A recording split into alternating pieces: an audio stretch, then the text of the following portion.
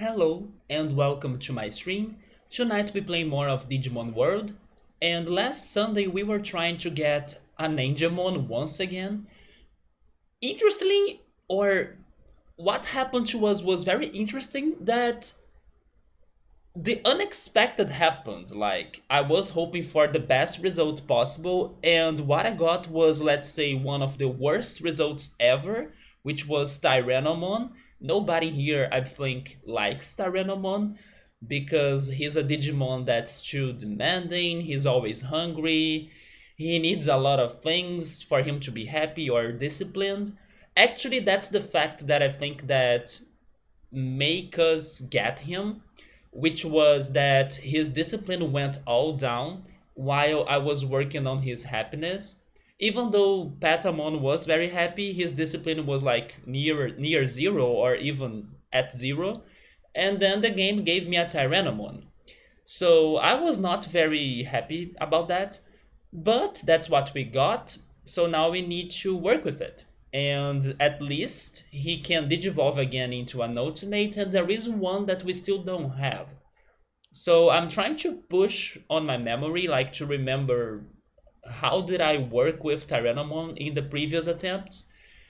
And I would say that in those attempts, I went for a more, let's say, obvious path. Like, oh my god, it's a dino, so let's freaking give him strength. Or let's raise his attack. Or let's make him, like, super heavy. And maybe those results, or maybe that path, would lead him to Metal Greymon, right? Which is one of the ultimates he can become. So I'm thinking about going on the opposite direction. Like, let's work with defense, maybe some speed, and also let's try not to make him super fat. Because maybe by doing those things, he could digivolve into a new Digimon. I was also thinking that maybe he could become Skullgreymon, but we have gotten Skullgreymon before from other paths, right? From other Digimon. And if he could become him, he would be on that list, and he's not. So Skullgreymon is not a possibility. And then maybe I could work with his brains as well, because there was that day with Greymon that we worked with his brains and he turned into Skullgreymon. So I was like, right now, just some seconds ago, thinking about this, and like, no, I should not go for brains, but no, I should go for brains because I still haven't tested that out. But definitely I won't go for attack, because I think if I give him attack, he probably will digivolve into Metal Greymon. Not that it's going to be a bad thing, because even if we get a Metal Greymon, we can see if he can still learn the last mech attack.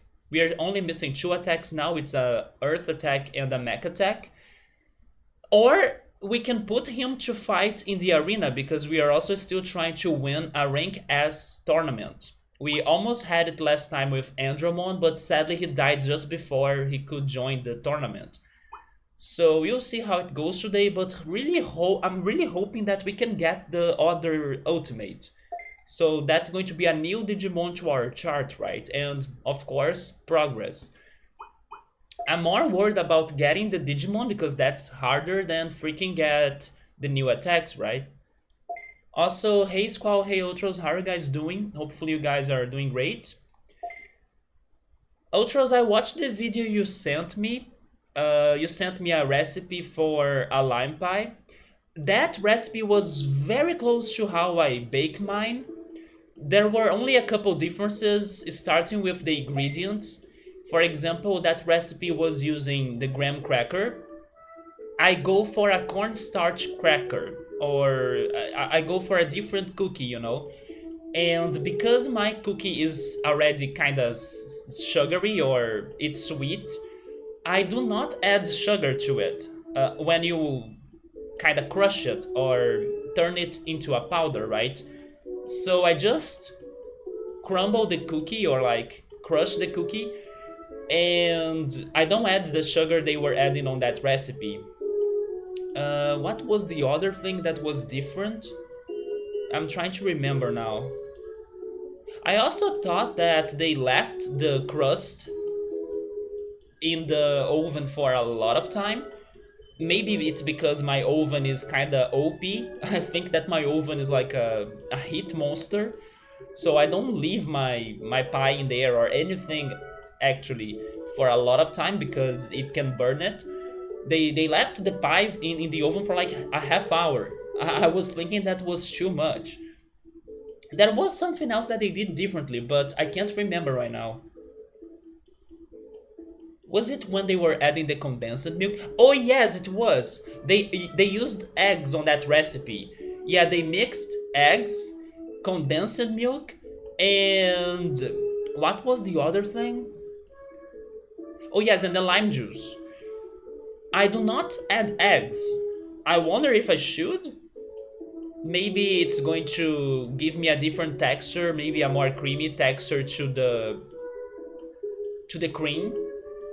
But yes, in my recipe I do not use an egg. I just go condensed milk, lime juice, I whisk that, and then that's it. You thought that the edge of his crust looked too dark. It's probably because he left the pie inside the oven for a half an hour. Although when he was slicing his pie, it was looking good. Like it was looking that the crust, right? The crust would not be breaking that easily. But he was lucky because the form he used was a form that allows you to use a knife. The silicone forms that I bought, you should not deal with like sharp objects when you are, trying to remove the dishes you are baking or the things you are baking. You should avoid sharp objects because they can damage the forms.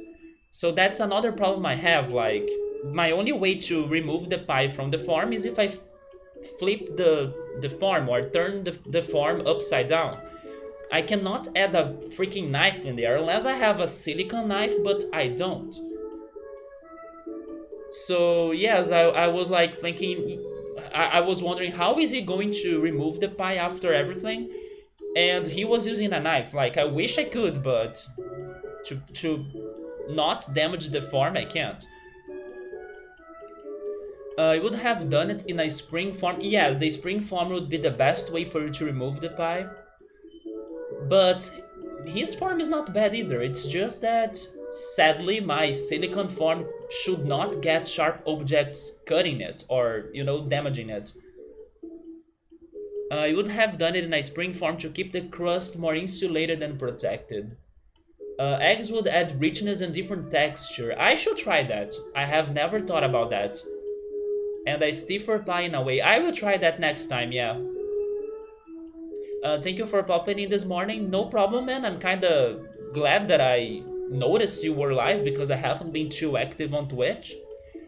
Normally, before I start my stream on the weekends, I go to the stream settings to update everything, like to update the tags and the titles and everything. I do that normally during the afternoon, not like right now when I'm starting the stream. So when this time comes, I just boot up my computer, and then I have everything set, and then I just go for it.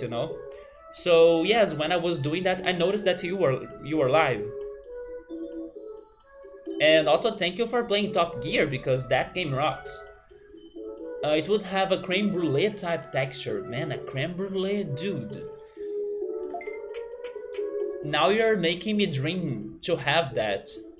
It's been forever. But at the very least, I still have 2 of my tiny lime pies that I baked this week. If I really, really crave them, I just need to take them out of the freezer.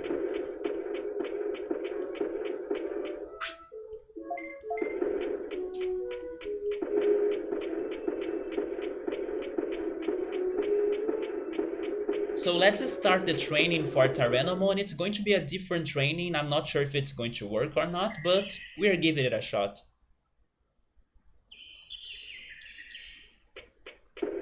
And as you can see, his discipline is really at 0.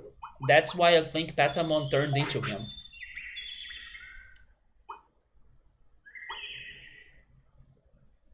So I will train his speed and his defense to see what happens with that. Maybe I could also train his HP and MP since we discussed once, like me and the chat, we discussed once that it seems that HP and MP do matter for the Digivolutions, even though thankfully we got very lucky and then we got new Digimon when I was not even caring for those two things, but they do matter sometimes.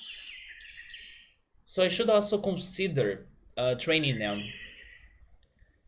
I will get his defense to 400 and then I will move on to speed. Oh yes, Ultras and everybody, happy 35 years of Zelda, right? Today is the anniversary of Zelda. It's funny we were talking about Zelda yesterday, but the anniversary is today.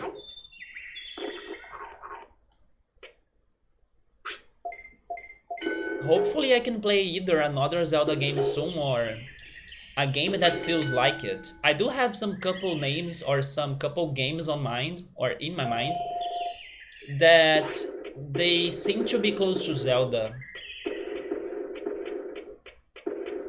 There is one that Scapluni even recommended me. How was it called though? I forgot how it was called, but it was a game that you play as a girl. Blossom Tales. I just remembered it. Blossom Tales. Then there was also another game that I got. There is Alundra that I think Ultras or Gabriel were talking about it yesterday. There is a game for the Sega Genesis called Crusader of Senti. I'm really curious to play that game too. I said that I would want you to be more thin, right? So I won't feed you now.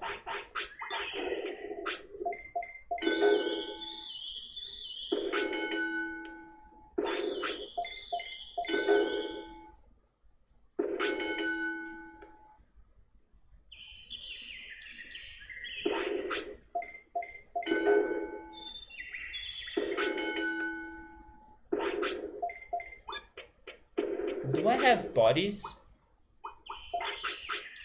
Speaking of bodies though, I learned some more of English vocabulary this week, or maybe I should say new meanings for certain words I knew. I learned that depending on the context, the word can mean a toilet. And not only that, the word can also mean to get fired or a jail. So I was really surprised by that depending on the context, the word can not only be the container or the auxiliary verb or modal verb. I forgot how grammar is called in English, but it's something like that, the modal verb. But it can also mean a jail, to get fired, or a toilet. Say what, right? Those things are not related at all, but they all can be connected thanks to the word can in English. Yes, I was canned, and then I was put in jail, or I got fired.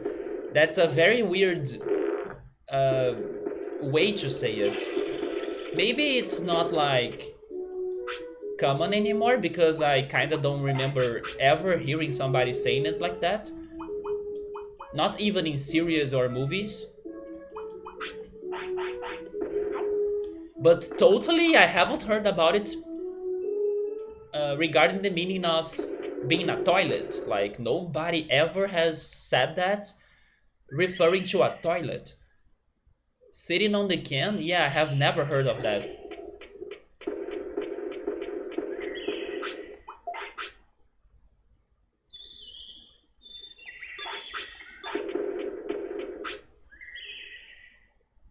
It's just because of the shape, and it's kind of like a can.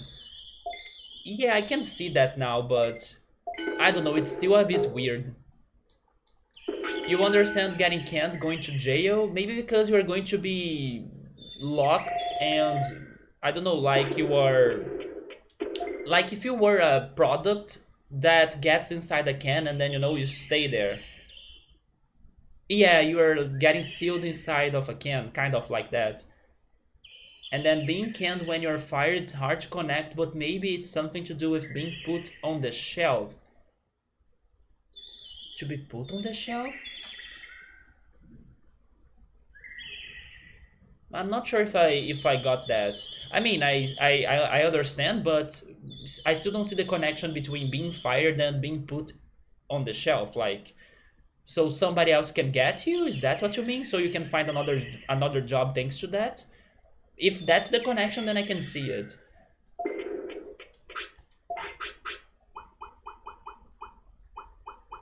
Like you were in a grocery store looking for a job, and then somebody needs to choose you, and then they get you from the shelf. Is that what you mean? So I can see it now. Well, cans are put away, right? So if you're like put away sort of thing. Not sure, like I said, but a bit harder to explain on this one.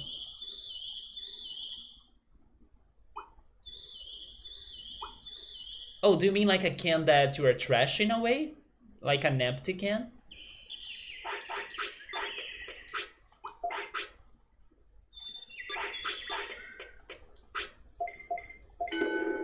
But also speaking about a toilet, I have another topic to bring up. If you think that your life is hard in Earth, imagine if you were an astronaut and you were living in space. I watched a video about like simple life issues that become greater when you are in space. And I was really thinking about those things like, that's right, how do you do that if you are in a rocket ship or something? For example, how do you take care of your own hygiene? Like, how do you take a shower in space? You do not, because you have kind of no control over water. And then you can't even cry because the tears won't drop, the tears won't fall. And how do you like brush your teeth? It's like a very dry hygiene process you need to go through. Also because water is very valuable when you are in space. So to waste water because of hygiene sounds dumb. If you think about it, you should like save water for you to consume it or drink it. But man, I was thinking about those things like, yeah, how do you do that? And when you are pissing, how do you control your piss? Like, what? So I was thinking how uncomfortable being an astronaut might be. Even for you to sleep, like, sleeping must be horrible. You need to tie yourself up somewhere to not start fluctuating around the rocket. And then there is the cooking process as well. Like for a lot of delicious dishes, you need to use water as well, but you won't, so everything will be very dry or pasty, creamy. Man, I was thinking about that. It sucks. It sucks to live in space. Simple activities of life become difficult, right? Man, you can't even cry. Or they were even saying that if you fart, that could be dangerous because the gas from your fart is like flammable and there is no escape of it. Like it won't go anywhere. It's going to stay inside the rocket. So even farting is like prohibited or be careful. And then the smell will be there forever as well unless you do something about it. Yes, I watched the video of people. Actually, it was a list of problems that become greater when you're in space. So they were bringing those topics up and talking a little bit about it. It was not too detailed, but they were able to send the message like, oh yeah, being in space without water or like sleeping and everything sounds rough. You think that must be a cool experience though? Like being and your urine is suspended. It will get to your face or all of you. I don't know if that's a cool experience though. Not to mention that when they were talking about that, they showed in the video how tiny the toilet is. So when you are pooping, for example, you need to be very precise.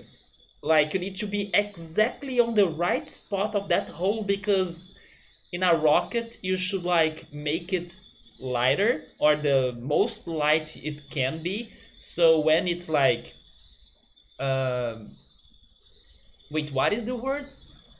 When it's launching, right? When it's launching, it's not going to be a big deal because you won't be using a lot of fuel if it is a light rocket.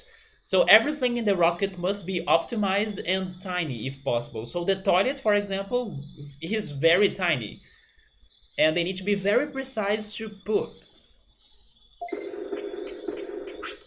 So yeah, if you are complaining about your life in Earth, be glad about it because it could be much worse. You have no freaking idea.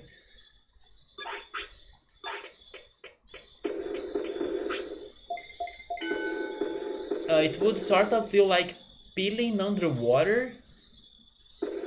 Do you mean peeing underwater or really peeling? I don't know if I understand your peeling word there. You mean peeing, right?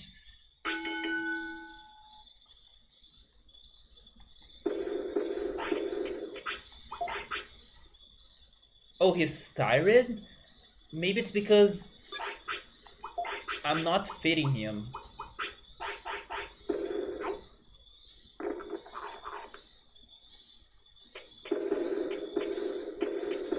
So I need to go check Centauromon.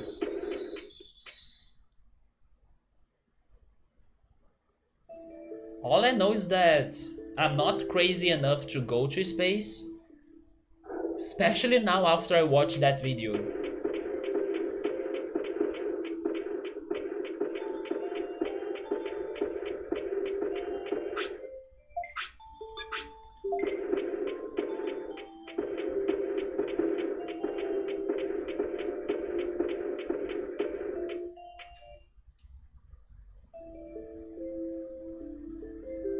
It seems that also being in space can mess up with your mind. How was it called again?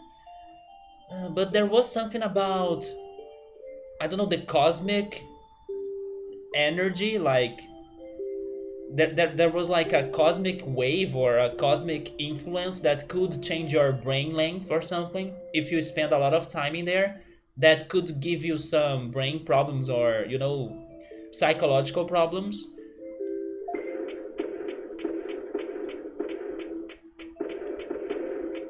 It's not only like the loneliness or being far from home, it's actually something cosmical, like maybe it's some radiation from space. They were talking about that too.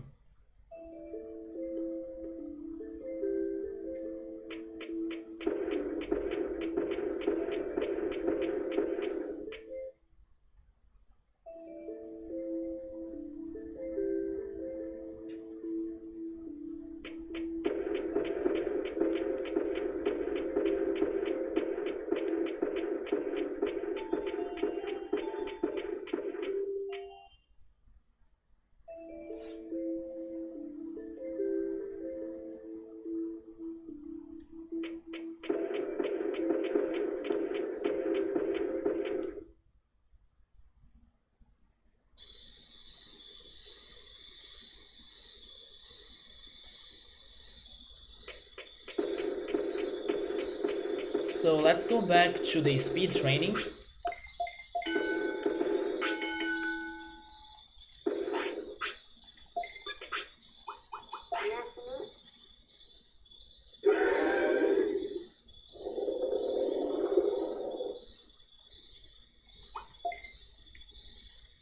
Hi Subaru, how are you, man?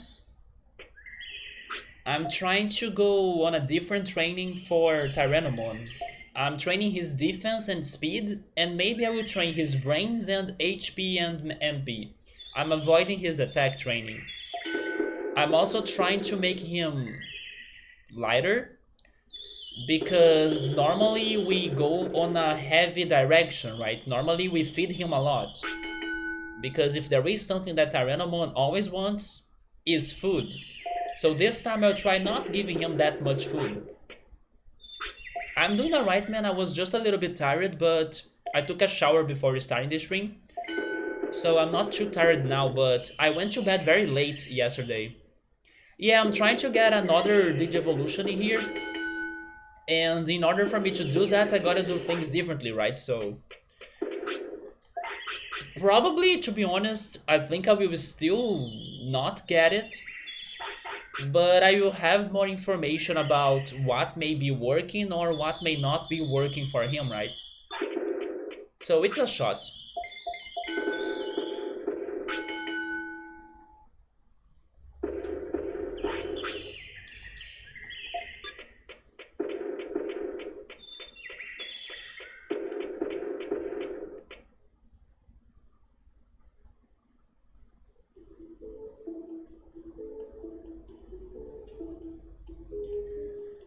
Even though today is the 35th anniversary of Zelda, the info that I need or the news that I'm looking for the most right now are Pokemon news. Come on, Pokemon Company. Tell us something. Something good and new on this next week. So on my next stream, I can be very excited about that. I can take Zelda news too, but I doubt that they are going to say something right now out of nowhere. Especially just after the direct, where they did tell us something about Zelda. They told us about Skyward Sword. But Pokemon, you cannot escape from your destiny. You must tell us something new on this week. Yes, I'm really hoping it's not another Let's Go game, even though there are rumors kinda pointing to that. But I really hope it's not it. You know something that some people were hoping for? They were hoping for not like an exact remake of Diamond, Pearl, and Platinum. They were hoping for like another take on that region. Basically, the region would be the same, but the characters would be different and the plot would be different as well. So like another perspective, instead of copying and pasting the game like the original games. Hello, Cupido. No, I'm Brazilian, man. Subaru right there is also Brazilian. That's why he's speaking in Portuguese. And then I try to translate what he's saying to everybody else because the language that connects everybody here is English. But we are Brazilians. Yeah, maybe something around the lines of Black and White too. But to be honest, I did not like Black and White games or the Black and White games. They are my least favorite Pokemon games, but yeah. Although, like, Black and White 2 was a direct sequel of the first, this remake or retake of Diamond, Pearl, and Platinum doesn't necessarily need to be a sequel. It could be a new story, basically. Another take on that region, another main protagonist. Not the same. And after I watched that person talking about that, I was thinking about it like, yeah, I can take it. As long as I have the same gym leaders or the same champion, that's like my favorite champion ever, Cynthia, I'm down. It doesn't need to be the same plot, the same story, the same thing ever. So I wouldn't be upset if they change it like that. I think actually it would be refreshing and even more refreshing than just giving us another Let's Go game that I don't know, I'm already getting tired of those Let's Go ideas. The next one should be the Let's Go Johto, right? But even without it, I'm kind of still, let's say, not hoping for it.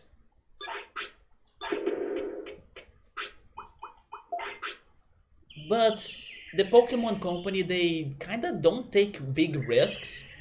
So unfortunately, Subaru, the chances for them to give us a Let's Go or to just copy and paste the original games to give us a remake that's just like the original are huge. They are very huge because they don't take big risks. Part of that is because, I don't know, they feel like they don't need it. They don't need to take those risks. And maybe if they needed to take bigger risks, I don't know, maybe there is something about them that they are like, no, no, no, let's just keep it in the comfortable way, or like, let's not go for that, you know? They are. Their decision making is so weird, you know? I wish they could take better risks or bigger risks. But anyway, let's wait and see. I'm pretty sure they're going to say something this week. And they have been working on this next remake for a while, so hopefully it's going to surprise us.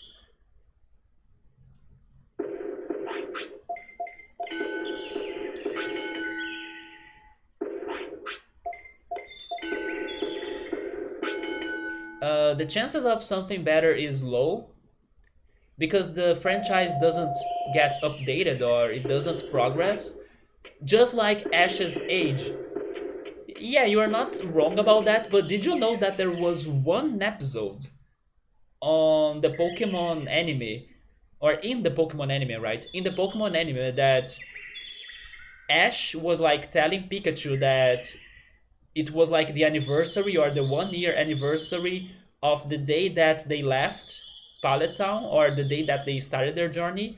It was like one of the few moments in the Pokemon anime that they kind of confirmed that time has passed by. So yeah, there was that one episode. I did not watch it, but I heard about it.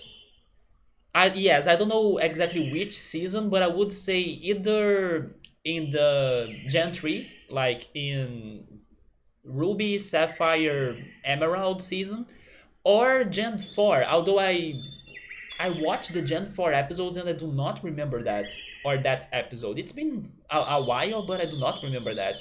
I would guess the third season or like the third generation, you know. Pokemon Advanced, I think.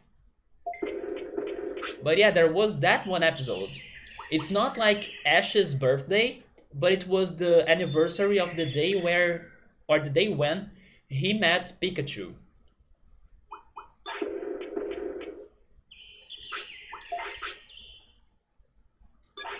Okay, he's finally getting lighter, so maybe on the next time he's hungry, I will start feeding him again.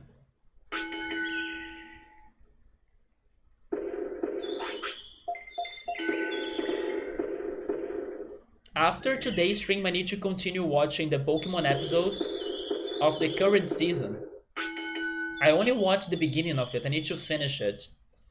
But it's a very promising episode because he's going to get a special training from an Elite Four member. It was like the first time this Elite Four member. How is his name? How is his name? I think it's Wickstrom. Yeah, Wickstrom from Gen 6, from Kalos. He's training Ash now. If you say that it took 1 year between Kanto and Alola, it would sound very wrong. It would be like speed running in the anime. Yeah, man. They never talk about time, but thankfully they are talking about memories now in the current season. They are not.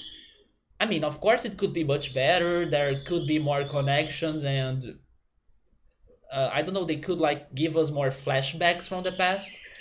But they are doing a good job, overall speaking, on this current season regarding connecting the dots of things from the past that are now getting answered or that the fans were always hoping to happen and then it never happened, but now it's happening.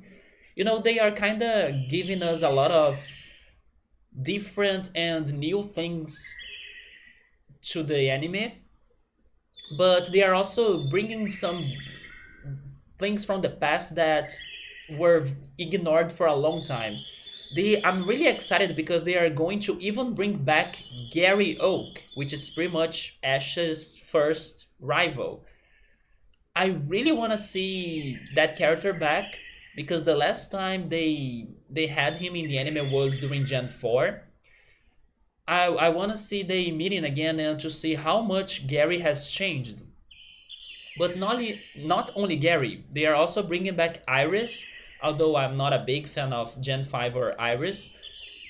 But yeah, they're doing a good job on, bringing back some characters, giving us some nostalgia, answering some things.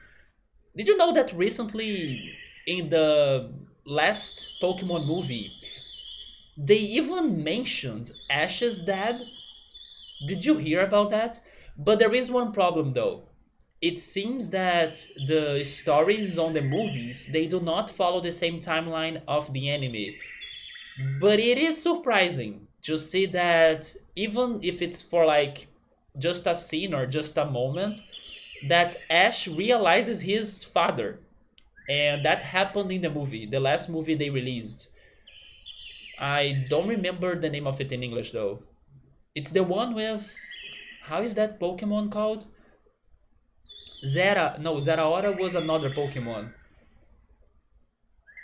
Man, I don't know the name of the Pokemon. It's like a dark and grass type. I still need to get used to the new Pokemon.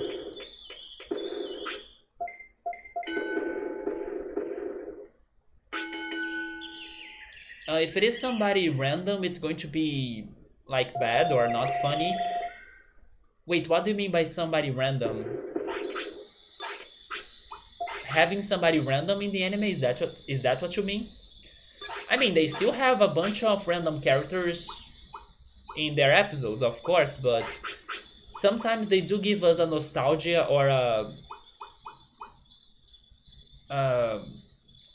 sometimes they do listen to the fans of like what do the fans want to see in this anime.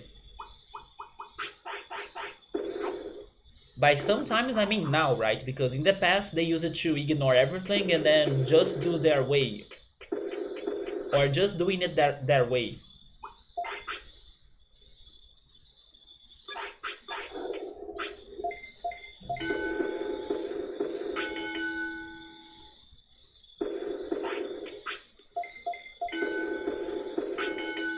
But one thing that I really want to see to returning, or I want to see it again, in case we do get this Pokemon Diamond, Platinum, and Pearl remake, the contests. I do miss the contests. If they remove the contests, I will feel bad for it. Not only that, they also removed the battle tower. No, not the battle tower. How was that called? The battle island? No, the battle frontier. There we go. The name is Battle Frontier. They removed the Battle Frontier from the previous remake of Ruby, Sapphire, and Emerald, and it made everybody pissed off. If they kinda do the same in here with Diamond Pearl Platinum remake, plus removing the contests, I will feel super angry. The original theories were that Giovanni or Professor Oak would be. Oh, you mean his father? I see you're talking about his father. Actually, the let's say the biggest candidate to be Ash's father was a character in the anime called Silver. I don't know if you have heard about that. It's like an old man with like long gray hair. Some people theorize that he could have been Ash's father because it seems that he used to know Ash.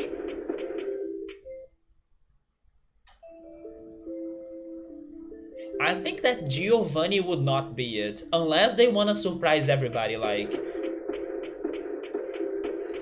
Giovanni has met Ash in the anime in Gen 5 and nothing really happened.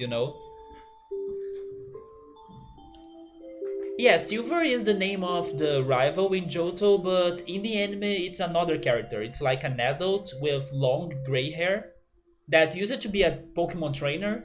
It seems that he went on a journey, also from Pallet Town, and he never really returned to Pallet Town. Maybe because he was a bit unsuccessful in his journey or something. And that's also another reason why people theorize he could be Ash's father, because maybe Ash dreams on becoming a Pokemon master because of, let's say, his father that had the same dream. I can't remember. No, probably that was not said in the anime because we do not get references or people talking about Ash's father in the anime. But it's a story or a plot or a motive that kinda could fit it, you know? It could make sense to why Ash's father is not around. But yeah, people talk about this Silver guy because he feels, I don't know, nervous to talk about Ash, and he knows Ash.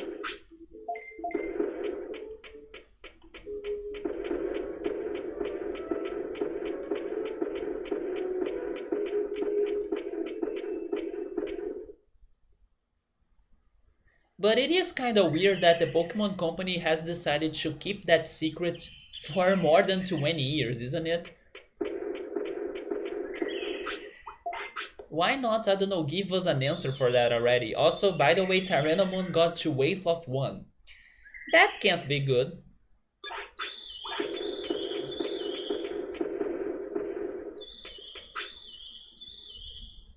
So the question is to connect Ash, his mother, like, is Dahlia Ketchum your mother? So you are. Wait, but don't you think that connection already exists? Are you thinking that Dahlia is not his mother?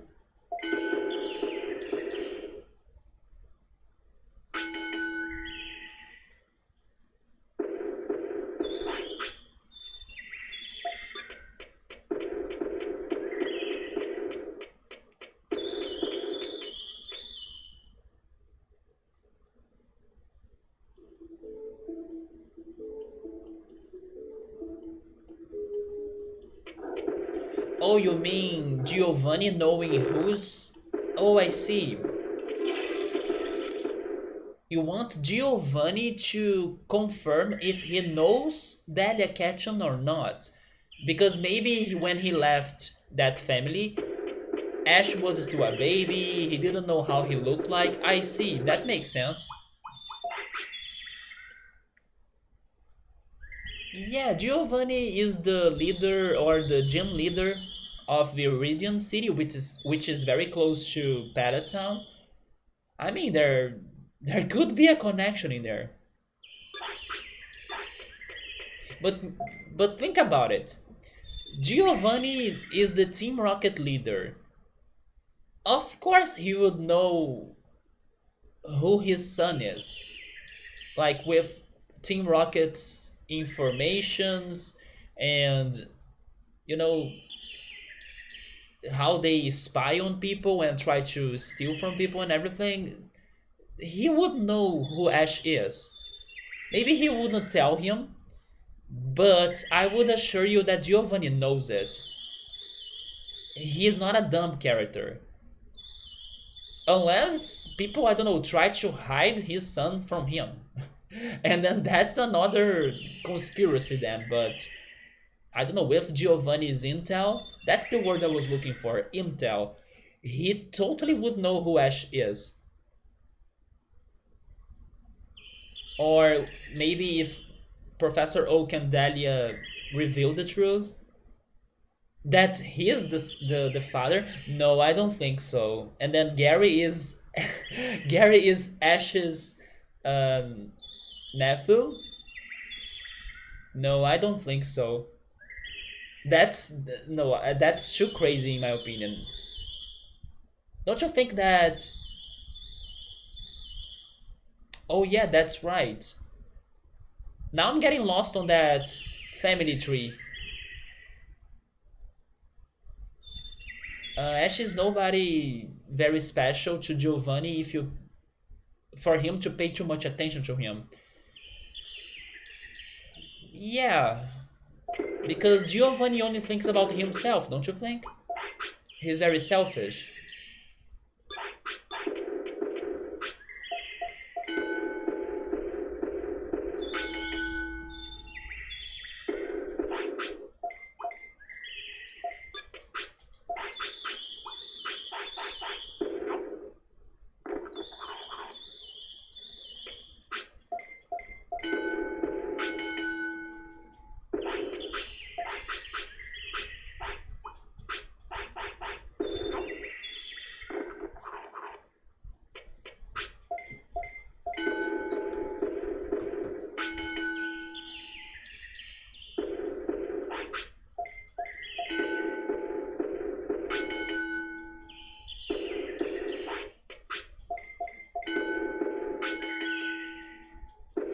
But knowing the Pokemon Company, unless you are talking about the manga, right? Not the anime, the manga. I could see the possibility of they confirming Giovanni being Ash's father in the manga, but I could not see that happening in the anime. They play very safe. I think they would not make something as crazy like that to happen in the anime. But in the manga, maybe, because the manga is it's kind of like a more darker story and messed up too. So I could see that happening in the manga. In the anime, they probably would prefer to have Professor Oak as his father than Giovanni.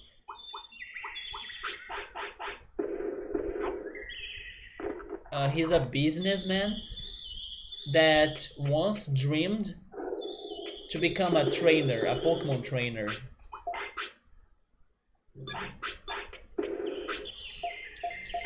That's what he says when he fights Red. Yeah, but then now you're talking about Red, not Ash. Red's not Ash. They are different characters.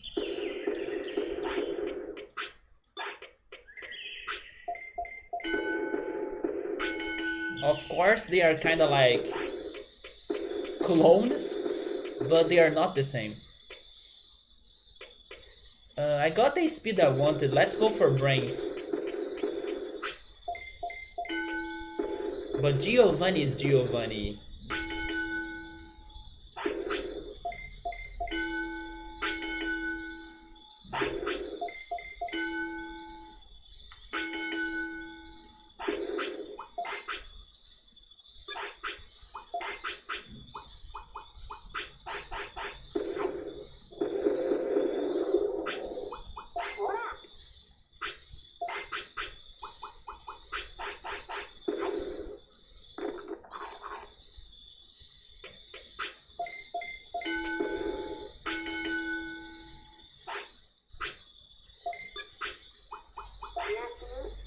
Maybe it's just my impression, but don't you think that this training is kinda going too fast? It's kinda like Tyrannomon is getting a lot of points fast. Which is good, right? Because it may help us to get an ultimate, but like look at that.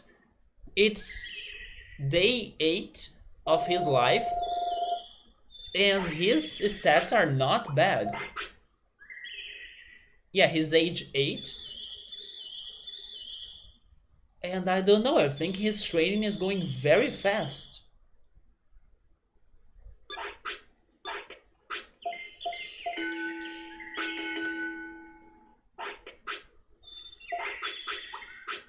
The problem right now is that when he sleeps and wakes up, he doesn't have wave. Maybe because he's always hungry. That's why I improved File City. I know, but what did I do that kinda boosted him like this crazy now? I don't remember. Maybe I did Super Train Patamon, right? Because I was trying to go for Angemon. That's true. Maybe I did something last Sunday to Patamon that is paying it off now. But I don't think it was the restaurant. I remember also trying to use the restaurant more. In the end, the restaurant was not too worthy. Although we can also use it to get more happiness, but if I give them direct food, or if I give them foods directly, that also increases my happiness, so the restaurant was not a big deal. But I'm thinking that this Tyrannomon is getting very buffed. He has two stats above 400, 200 of attack, that's I'm kinda ignoring. His HP and MPs are in an average level, and his brains is also getting there, like it's getting to 400.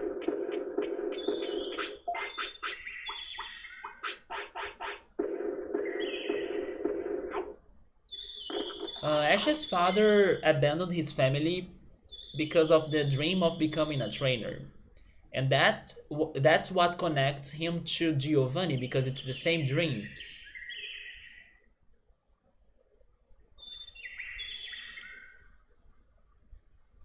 I mean, yeah, but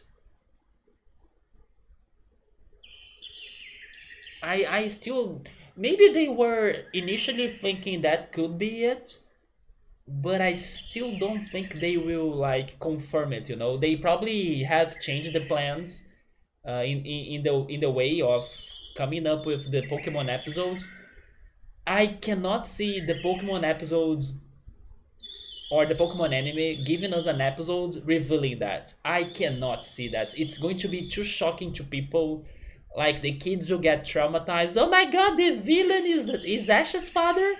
No, the kids will be crying forever. They will play safe. Maybe originally they were thinking like that, but they will come up with another person to be Ash's father for sure. And hi, Joe Dancing, how are you?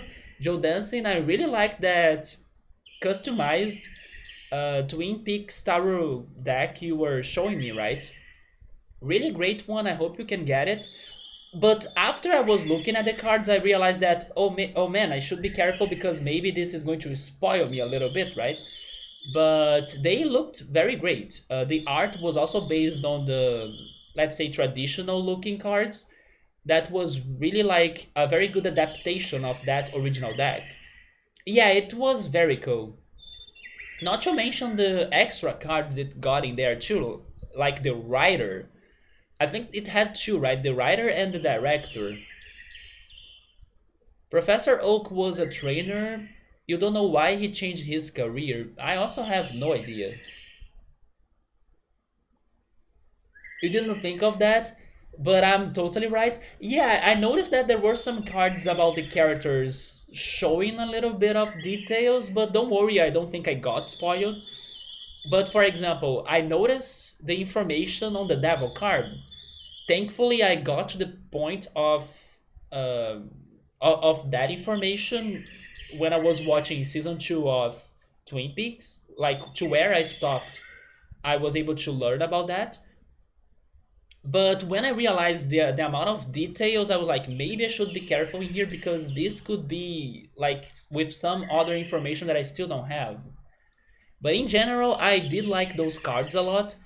And I even told you that maybe the Log Lady was your favorite, right? But then you said that the Lovers was one of your favorites. Why did you say that? Like, why?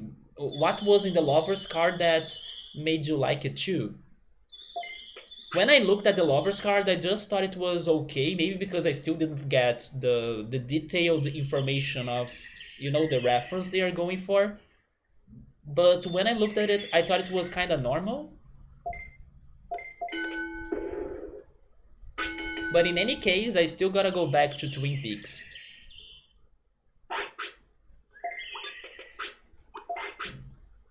So did you order it or are you still considering it? Because you said as well that for some time it was unavailable and then now it's available. I hope you did order it. Now I think I will go for HP.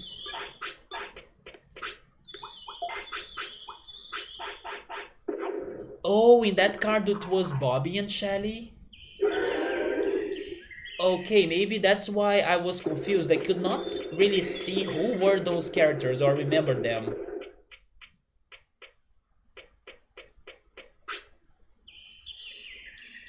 So you did buy it? There we go.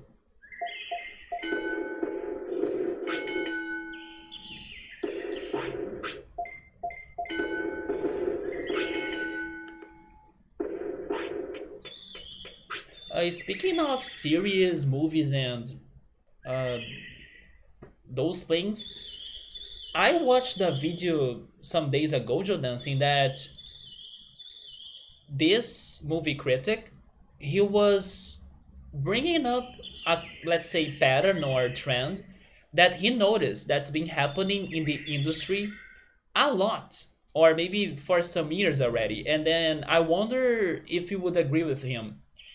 He said on his video that it's been super common for like movie trailers, series trailers, even game trailers, and I do remember one example for that.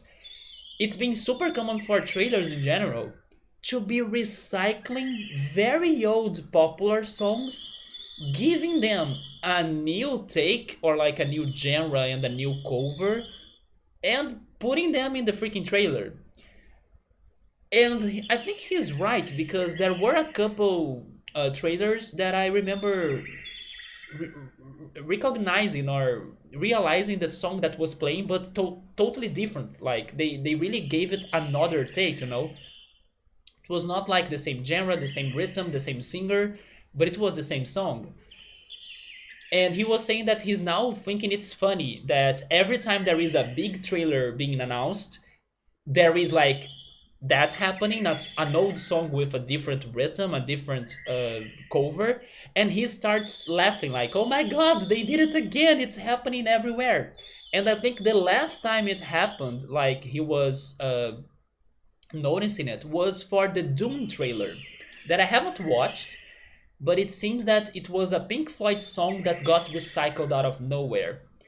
And there are other examples of like um, What a Wonderful World in a different cover.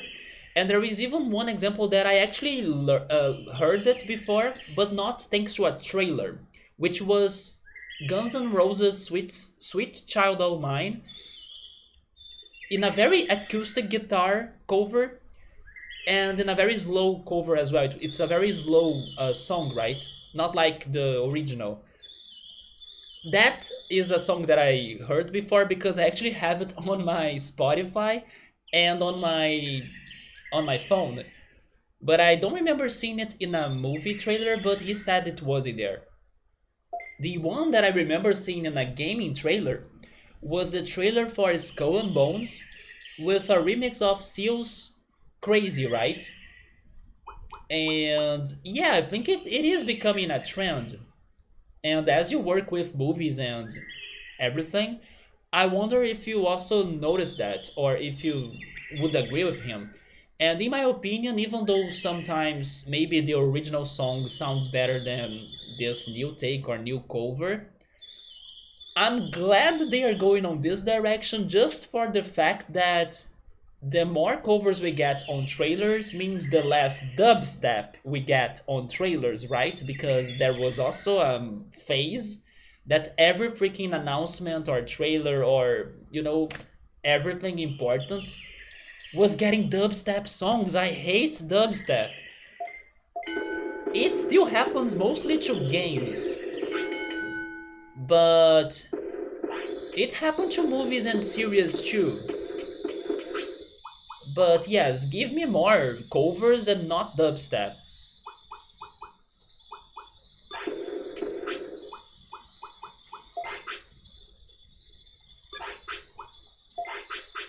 You don't recall the dubstep trailers, Ojo Dancing? I will give you a recent example. Although thankfully it was a good song. Yeah, maybe it was not like a very aggressive dubstep, but I did not hate it. The PlayStation 5 announcement. When they were showing off the PlayStation 5, they were playing a somewhat dubstep song in there, in my opinion. When they're showing us the big reveal and the looks of it.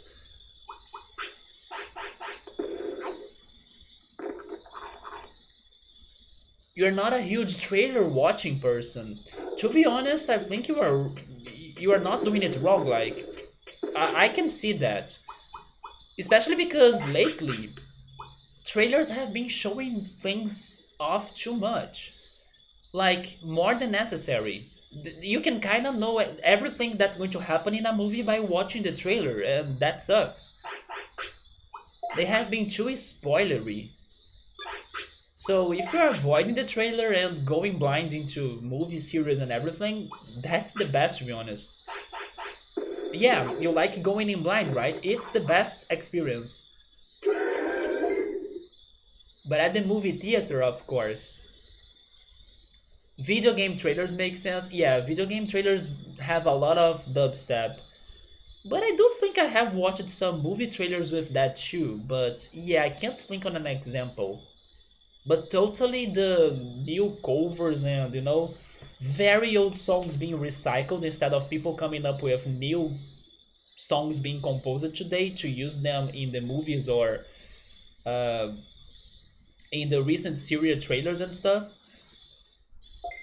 It seems that there is a person, a famous person, that he prepares those covers in advance before the movie directors look for him to make an order. Like, I want a song that's like dramatic and it's going to give nostalgia to people, and it's like an old song being recycled. There is this guy that saw that it's becoming a trend, so he prepares those songs in advance. Like, oh yeah, before they even request me something, I have another musician making a different genre version of that one song that everybody knows and loves. But when they listen to that in the movie trailer, they will be shocked because, oh my god, it's that song, but it's different. And then that surprise feel or feeling will be positive to the reaction of people to the movie, or to the series or to the trailer. Yeah, there is a person already making a lot of money because of this trend. You were picturing Transformers. Okay, Transformers could be one with a lot of dubstep. Good one, good call. Mostly action things, right?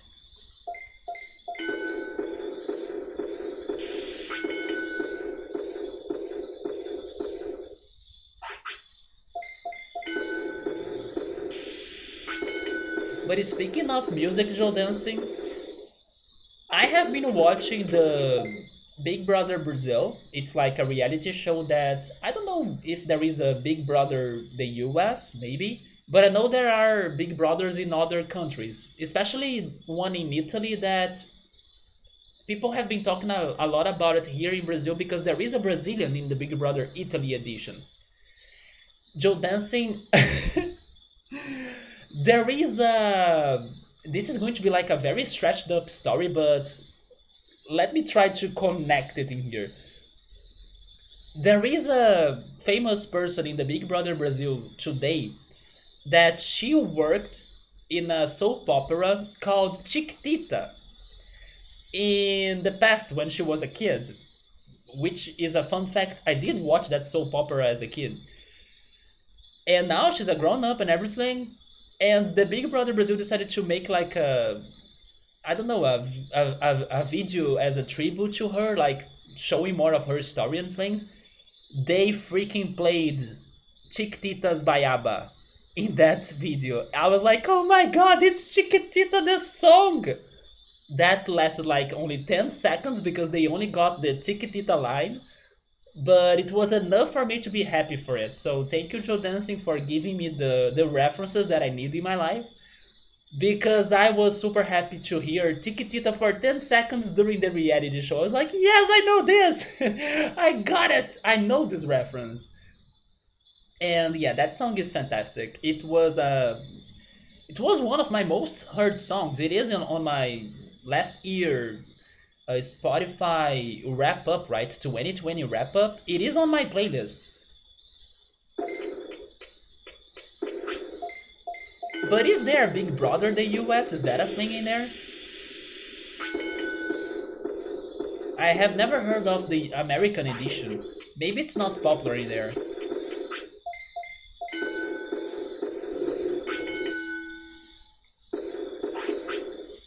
It is so popular in here that many people dream on getting in the show.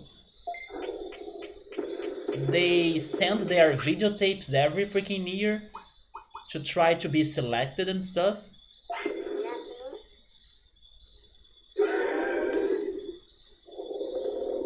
It really changes people's lives positively and negatively.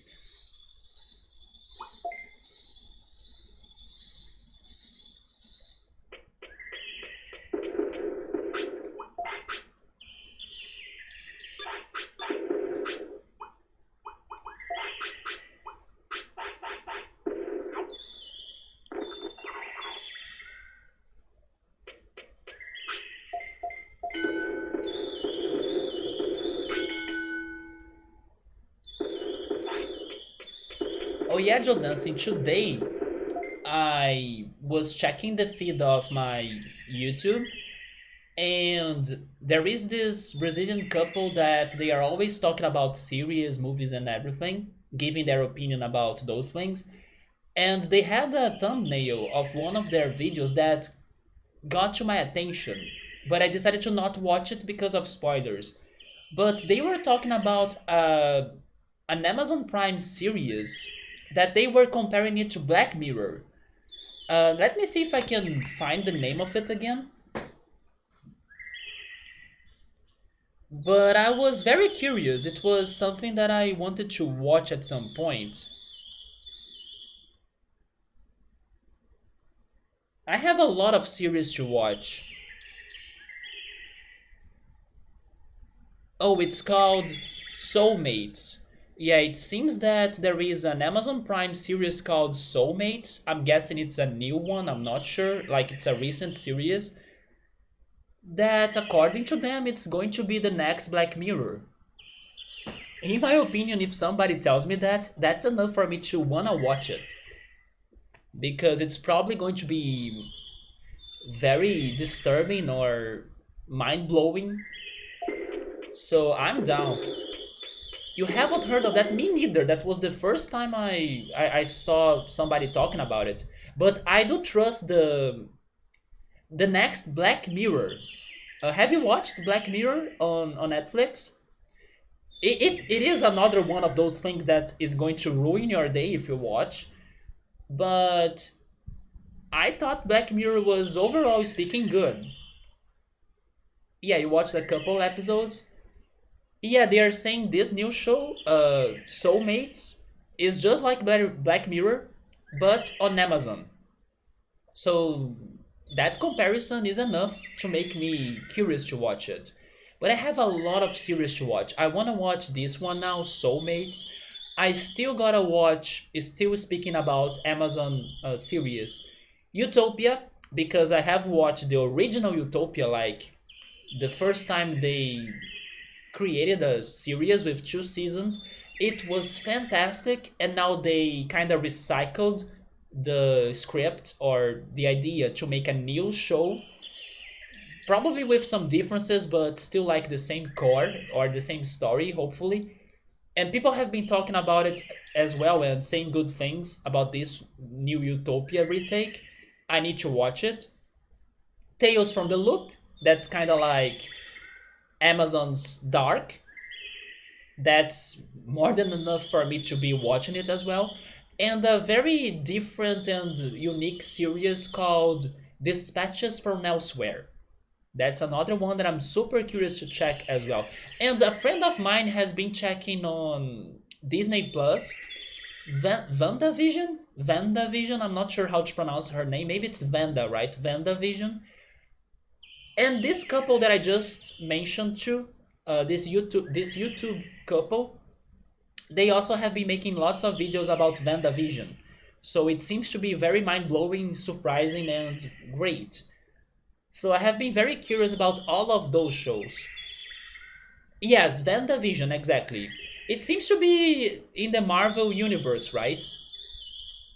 It seems to be about um, two characters of the MCU universe or of the MCU. Very cool. I will consider checking it out. Yeah, do it if you can. I think that out of all of those, the one that I'm the most curious to check is Utopia because I wanna compare it to the original I have watched back in the day. So when I look into new series, I think that's the one I would try finding somewhere to watch. But the other ones I gotta get to them as well. Then the Vision, Dispatches from Elsewhere. Now this Soulmates. The one on Netflix though that I was going to start watching was a documentary because I do love Netflix documentaries.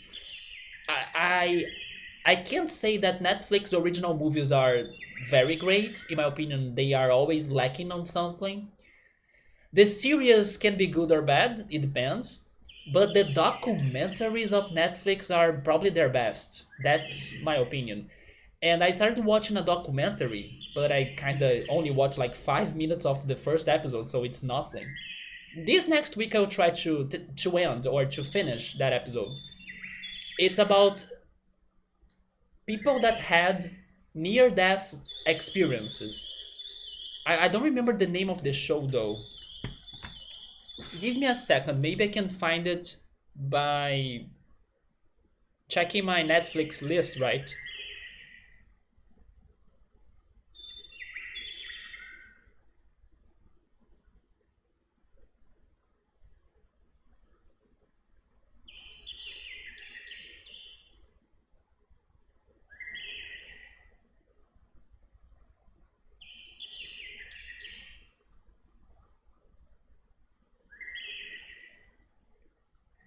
Yes, I found the name of it in Portuguese, but how is that in English? Let me see.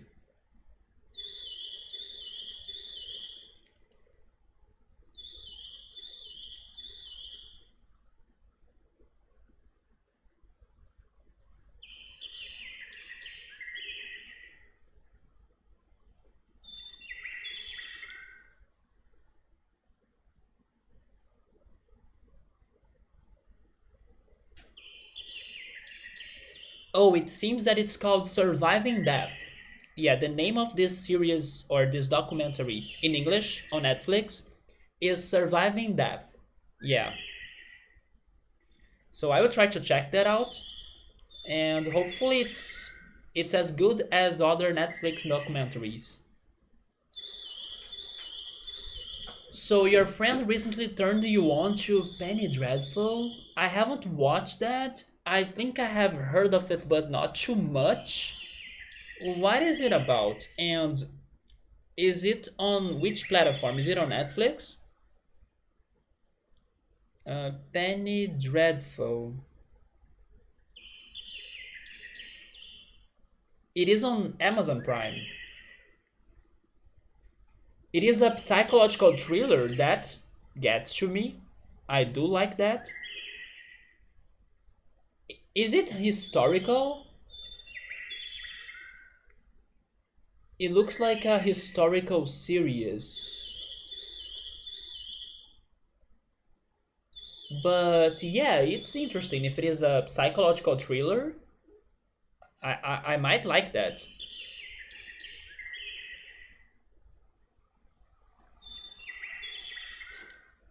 Oh, you have watched WandaVision? It is good. And you're not even a big Marvel person? There we go then. It is on Netflix. In here, it was on Amazon Prime though. It intertwines some familiar literary characters from British novels. Wait, what? So it has some fantasy or fiction going on too?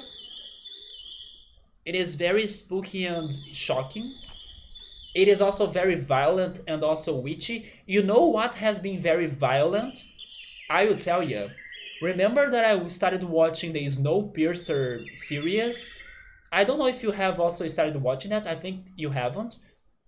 But I know that you have watched the movie, right? The Snowpiercer, the movie that I still gotta watch. I'm watching the series, and now they are releasing the season 2 on every week. Like every week, there is a new episode of season 2. Joe Dancing, there were 2 episodes that before the episode starts, they were already giving you like a message. Be careful if you are going through some hardships, or like this episode will contain violent or shocking scenes or things that could be a trigger.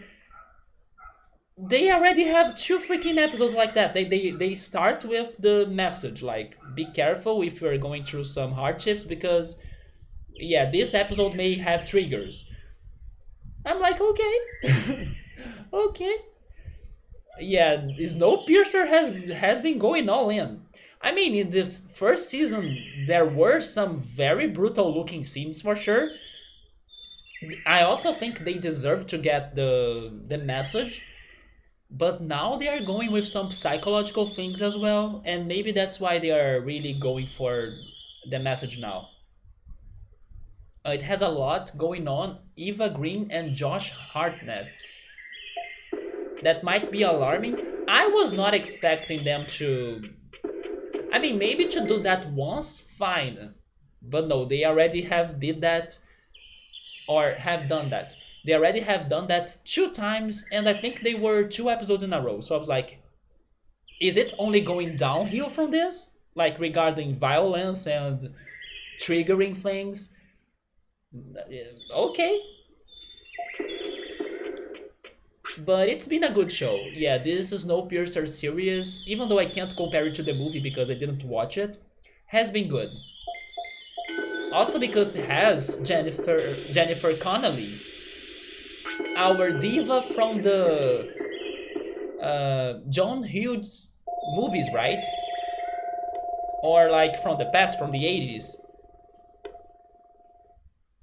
So it's always nostalgic to see her acting or her work.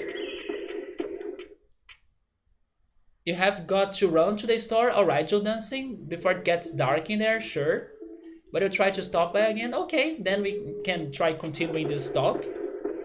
But go there, get some good groceries, and I hope to talk to you again. Speaking of groceries, here's your dinner. Or breakfast, actually.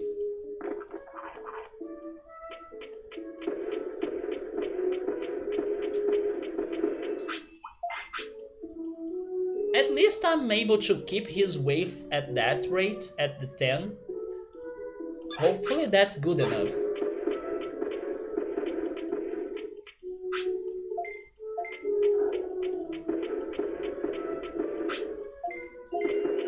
So Subaru, what did you get for dinner today?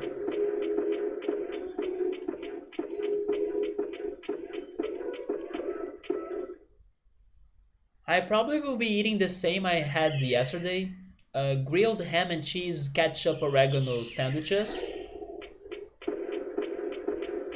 Maybe I could go for some cereal or I could eat an orange as well.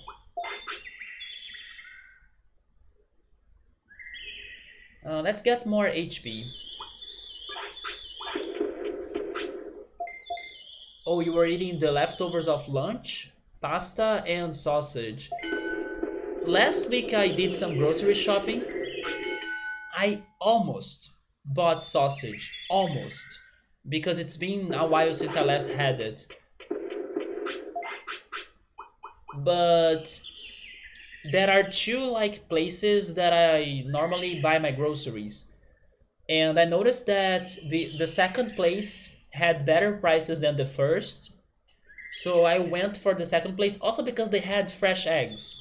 I was expecting the first place to have fresh eggs in there, but they didn't have it, and I really needed eggs.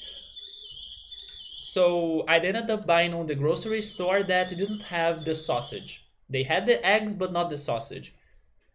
So that's why I didn't buy the eggs. Wait, I didn't buy the sausage. And then you also had that with some mashed potatoes. Meanwhile, Ultros made a sandwich. Yes, I'll be eating sandwich too. Grilled sandwich. He had grilled chicken, bacon, tomato, lettuce. I should buy lettuce. I do have tomatoes in here and green peppers, onions, and even spinach, but I haven't bought lettuce in a while. Some Swiss cheese, hot sauce, and a sauce you made that is a lot of things mixed. That sounds good. To my sandwiches, I have been just going with oregano and ketchup.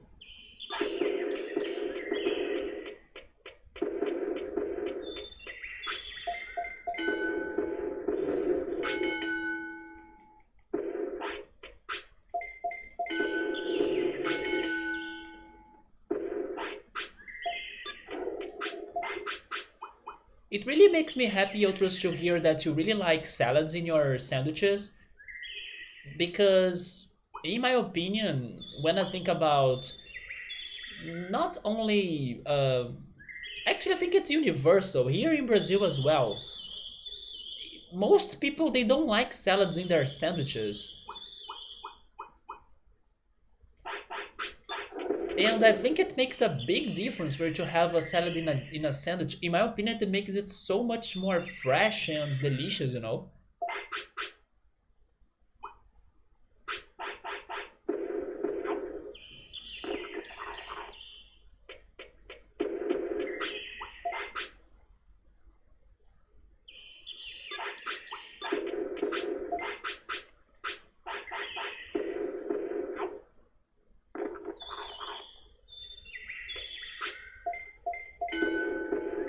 Because if you're only eating a sandwich full of fatty things and savory things as well,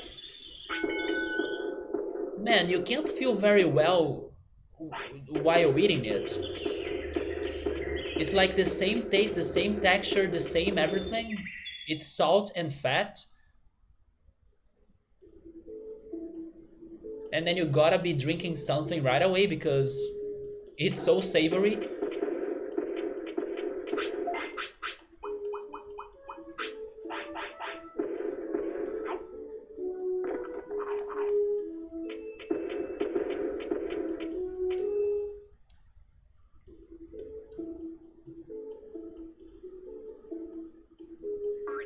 But let me tell you about this one disgusting dish. Normally we talk about delicious things. Oh wait, after I gave him the sirloin, he's not tired anymore?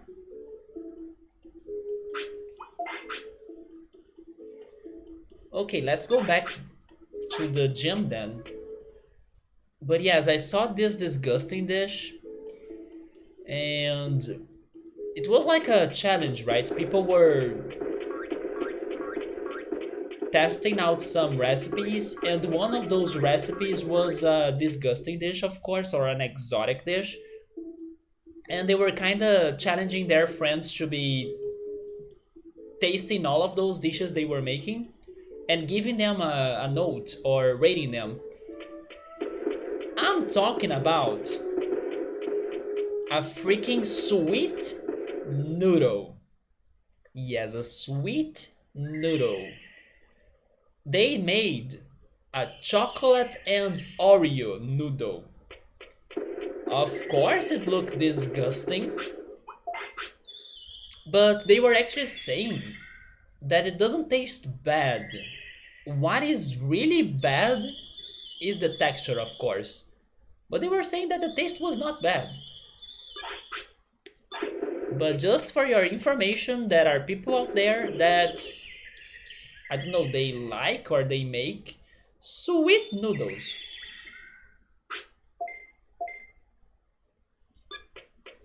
No, go for more HP.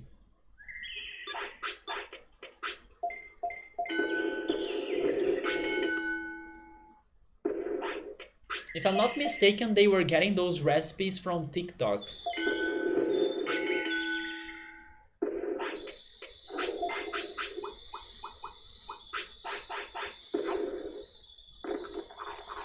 I totally would rather eat the raw noodles because there are people that eat noodles when it's raw than eating it with like chocolate or something else. No way.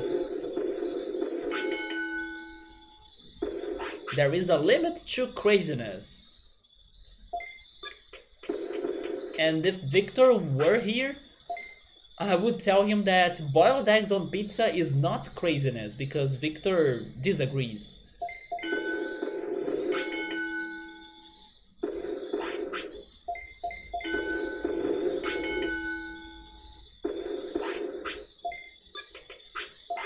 Man, Tyrannomon, this is the time for you to digivolve, buddy.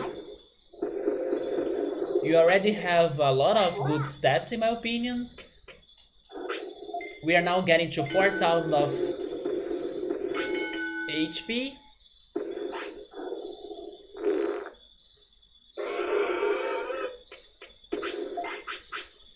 Yeah, it was from TikTok, I think. Maybe Instagram, but I think it was on TikTok. What were the other ones? They got the Oreos and chocolate noodles. They got coconut candy as well that looked fantastic. And what was the other one? Oh yes, they got a microwave pizza that you make it by using a mug, and then you kind of add the ingredients in layers inside the mug, and then you put it in the microwave, and then when you eat it with a spoon you get like a bit of every layer, and then it will taste or resemble a pizza. Those were the three recipes they went for: a coconut candy, the the chocolate noodles, and the microwaved pizza.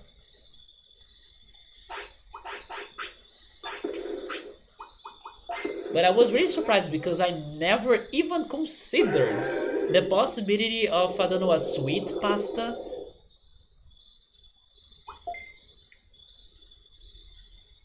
That was very out of the box to me.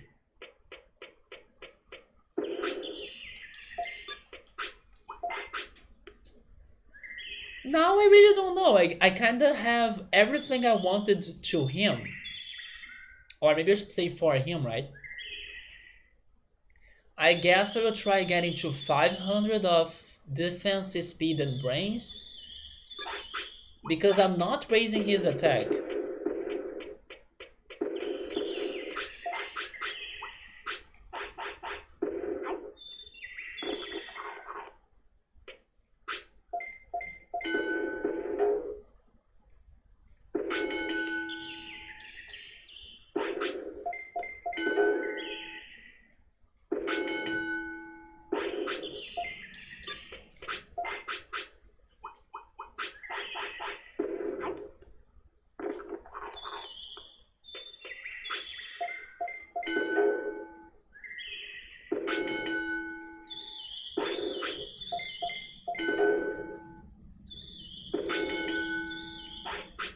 Man, he asks for so much food that maybe I need to make him fat.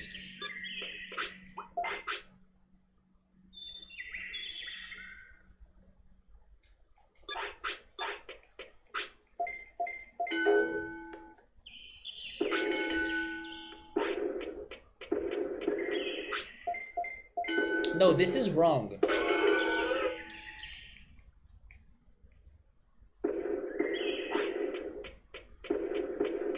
That's the training you need to have.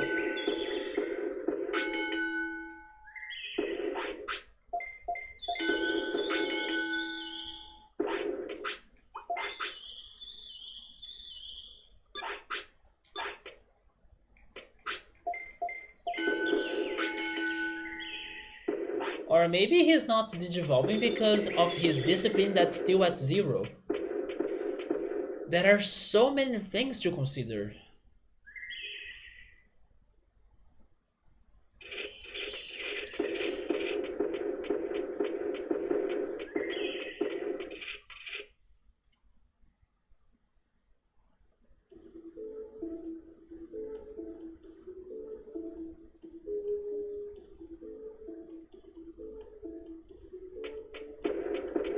Wait, what? Ultras, come on man, you gotta be careful.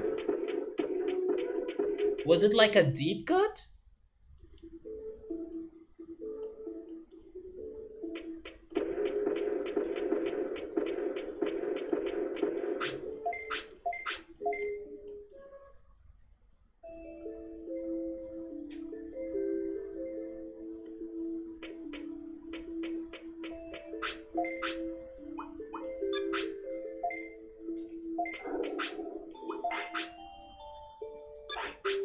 Oh, it's a baby cut? Okay, so thank goodness. But yeah, be careful and give it some band-aid.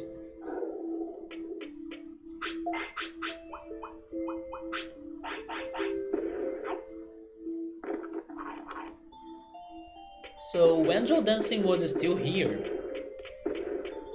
I was mentioning that I have been watching the Big Brother Brazil, and I just remember that there was one thing in the show that I really wanna get that to my house someday.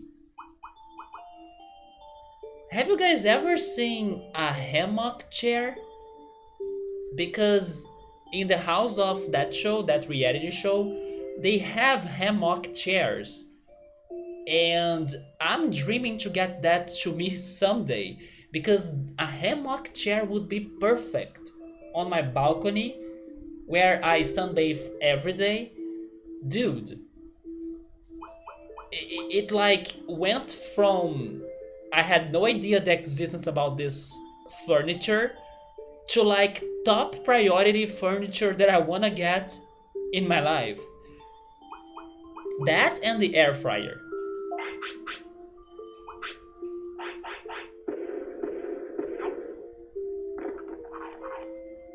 It's not just a hammock because when you think about a hammock, you think about like getting two walls or maybe two coconut trees or palm trees or whatever, and then you add some hangers in them, and then you use the hammock to connect both hangers, right? And then that's the hammock. No, it's like a chair that has a certain height, and then the hammock is the chair. Like it's a single thing. You don't need to place hangers anywhere. The chair is the hammock, basically. You just need to move it and place it somewhere. And I didn't know that thing existed because I have only seen hammocks when they are hanging from walls or palm trees. But then I saw it could be a single object. Maybe it is common in other countries, it's just that I haven't seen it before, and I fell in love for it.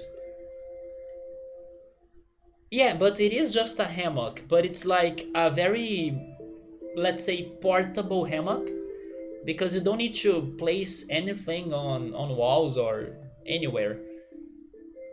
Have you ever seen that? Because I really loved it. I'm now dreaming on.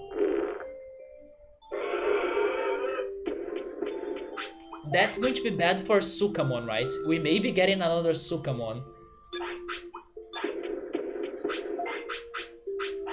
Yeah, I have been dreaming on getting one of that to my balcony. Someday it will happen, for sure. I need to get that. When I was living by my parents, like in my hometown, we used to have some hangers from walls to place hammocks. I remember watching TV while laying on a hammock or even doing homework.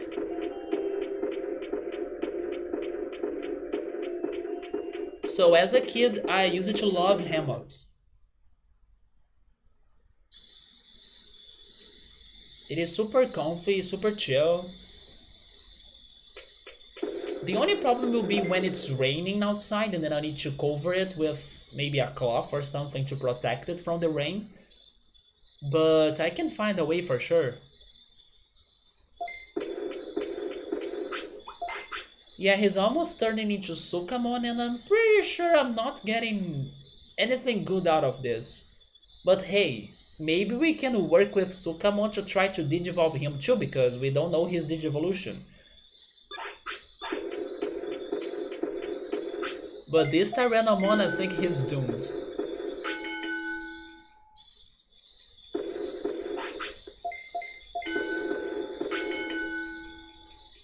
Although he does have good stats in my opinion.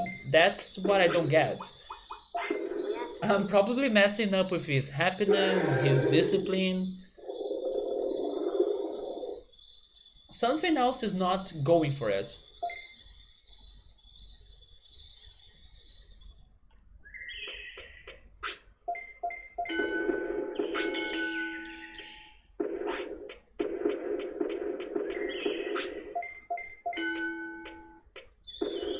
I believe this might be his last day to Digivolve,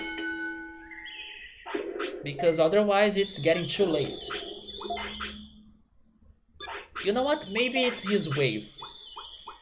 Maybe he won't Digivolve by having a very low wave, right? So I will start feeding him.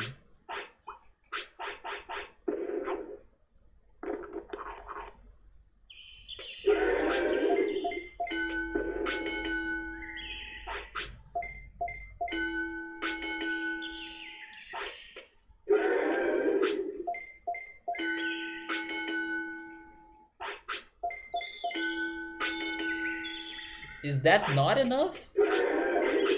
Man, you have 500 of so many stats, 4000 of HP and MP, that's not enough?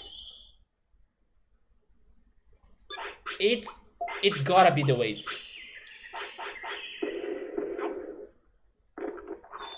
Yeah, now I'm pretty sure it's the wave.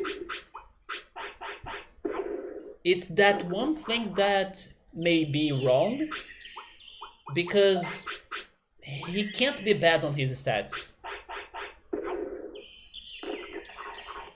So Tyrannomon, you are not like a Digimon that needs to be light-weighted to Digivolve.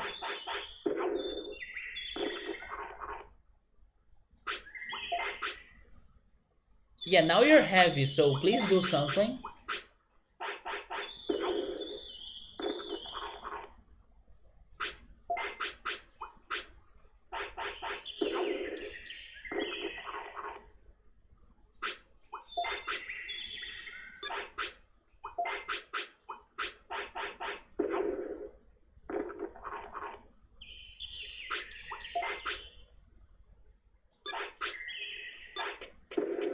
Well, my last shot will be attack, right? The thing that I was avoiding.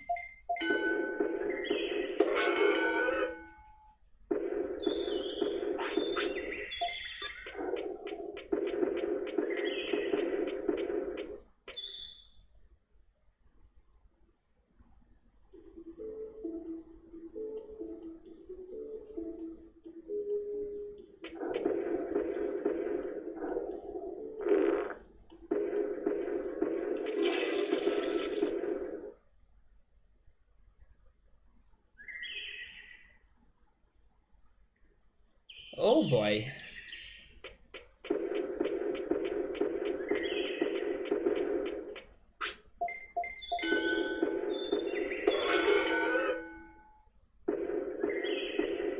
Is anybody any hopeful that this will end up in a good result? I'm now thinking that maybe getting Sukamon is the good ending. It's better than him dying, right?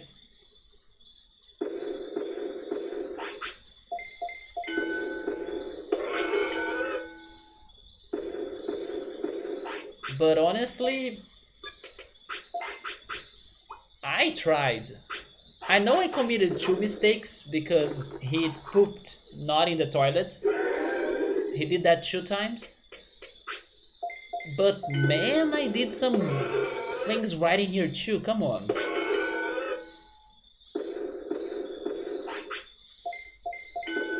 But I guess it's not only all about the stats.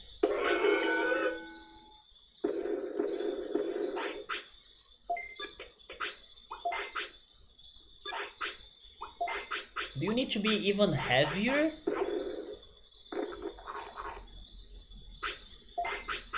I will try that.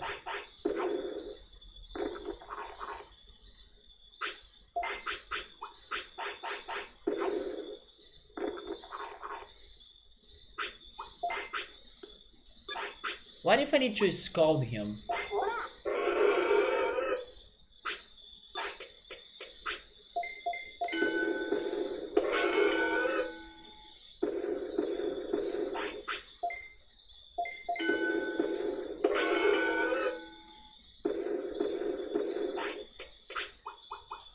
Yeah, it is not doing it. He is going to pass away.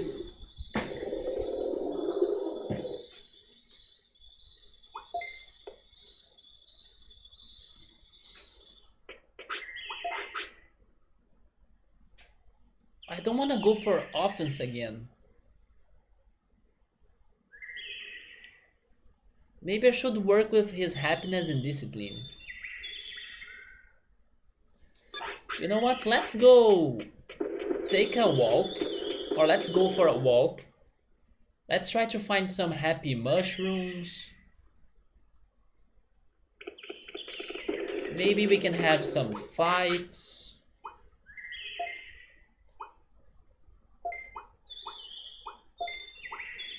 Let's add some more variety of things that he's doing.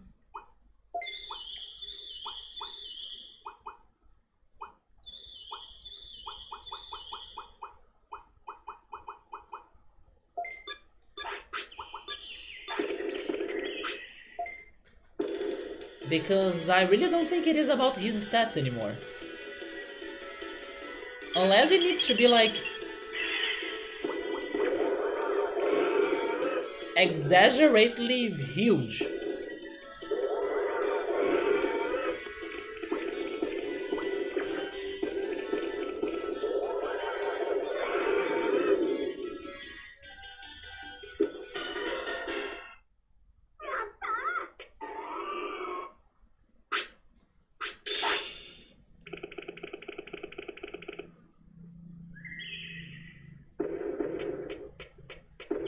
By having those fights, I believe he is also going to get happier. That's good.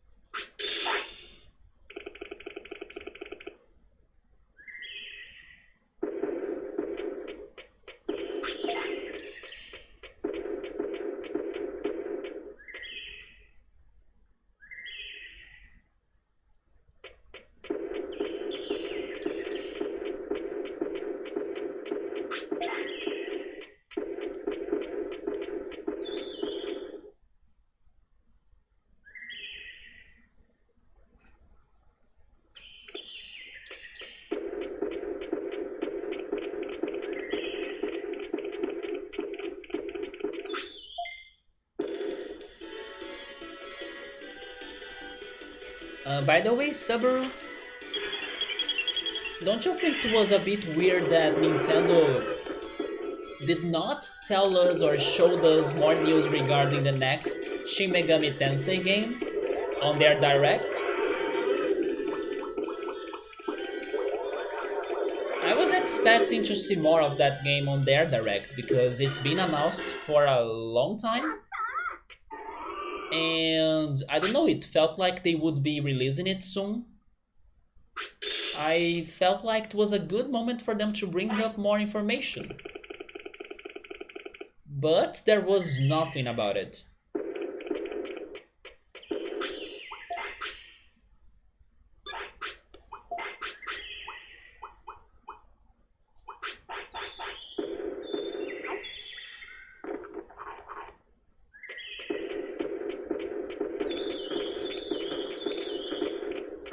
Well, they are working on a Shin Megami Tensei for the Switch, but Yeah, they did not use that direct to promote it.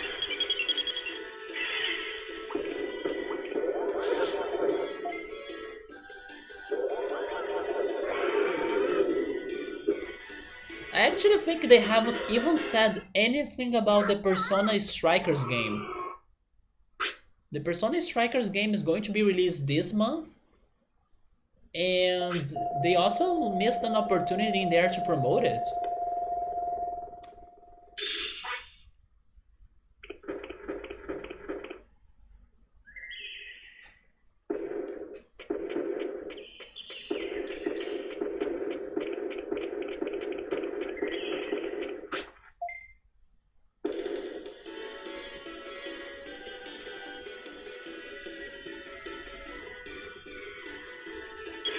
Abdir, thank you so much for the follow. How are you?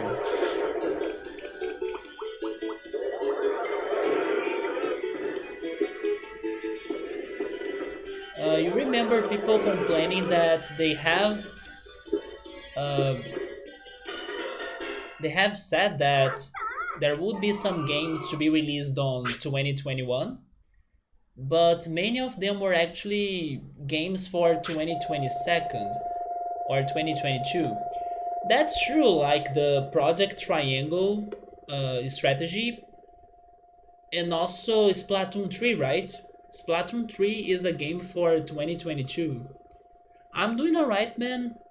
We are trying to digivolve Tyrannomony here, but I'm losing my hopes.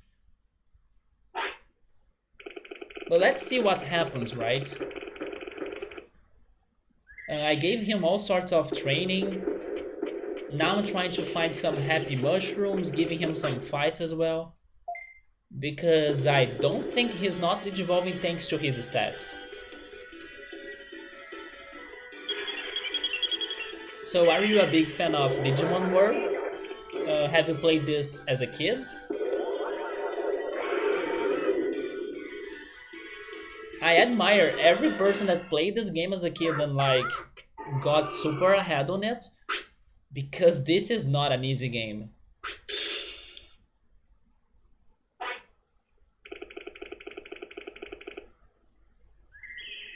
You always used guides for Digivolutions?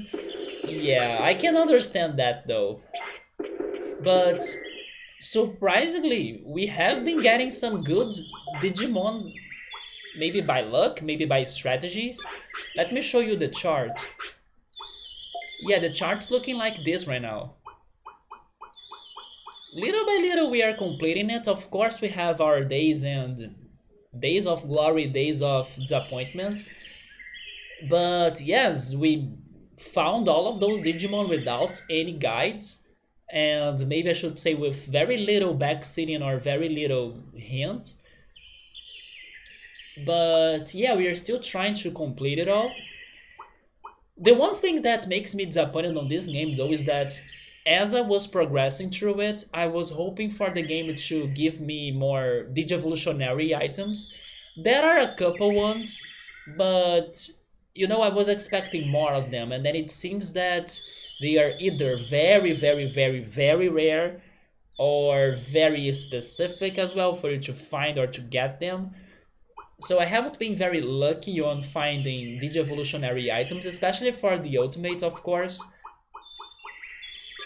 But yes, I'm still trying this up. And I also have been working on the card collection. We are only missing the last one. And the attack chart, right? That's looking like this right now. We are only missing a nerf attack and the last mech attack.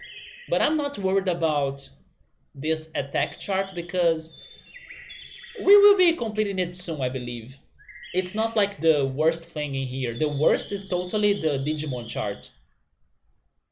So you played this as a kid. Yeah, most people that stop by this stream tried to play this game as a kid. And like I said, I think it's fantastic if you were able to find your way throughout this game. Even with a guide, to be honest. Even with a guide, I think this game can be challenging, or like you go for a certain Digimon and then you get surprised because your idea did not work out because I also think there is some luck involved in here. So this is not an easy game to digest. But at the same time, that's what makes it good. Like, uh, not knowing what's going to happen or coming up with different strategies like, okay, we got this, what are we doing now? Like, what is the best possibility or the best path for us to be using the Digimon we are getting now? So yeah, this game is also good on that. Like, you need to strategize, you need to try things out, you need to side quest a lot, and I love the side questing here. Yeah, the game is not easy because it doesn't have like tutorials or straightforward tutorials. It's a very intuitive and learn thanks to experience game. Like, you need to throw yourself into it and then wish for the best or try to learn what's happening to you. And that's why it's good actually. It can be frustrating at times, but when you have something happening according to the plan or like when you can get what you were looking for, it's very rewarding. Yeah, the Digivolution in here is totally the hardest thing. So basically I was hoping that with all of the File City upgrades, and yes, they have been helping me. Of course, the new Digimon in there, my tamer level, and everything has been helping me. I can see the difference, but I was hoping for a bigger help even, especially towards Digivolutionary items. But sure, some help is better than no help, right? So it's fine. Yeah, this game is fantastic. Man, if I were not enjoying this game, I would not be playing this for 50 streams so far, because this right here is part 50 of this playthrough. So this is totally one of the best games I have played on stream so far, because it is unique, it is full of side questing, I love side questing. I was also saying that this game has some things to do or is similar to Pokemon games, and I'm a big Pokemon fan. And it was a while since I was playing a new Pokemon game. Now I have only been playing Pokemon Go.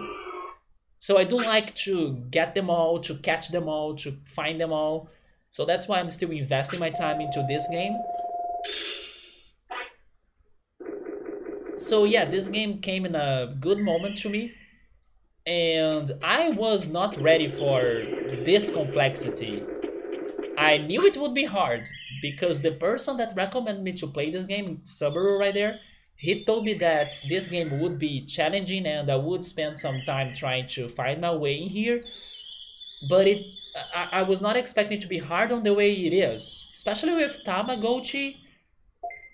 Man, which games today have Tamagotchi mechanics? Yeah, this game is awesome. But sadly, this might not be a very promising cycle, because I don't think Tyrannomon will digivolve into what I want. Which is fine. Maybe we can get better luck on the next cycle.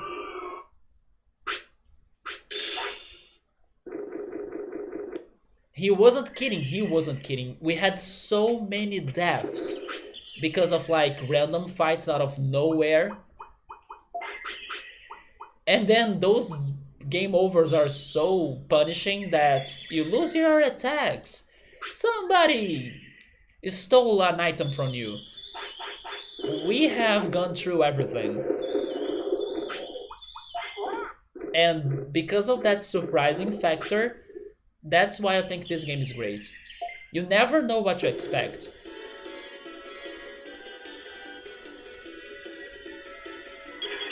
Have you played any other Digimon games by any chance? Because people also say that this is the best Digimon game.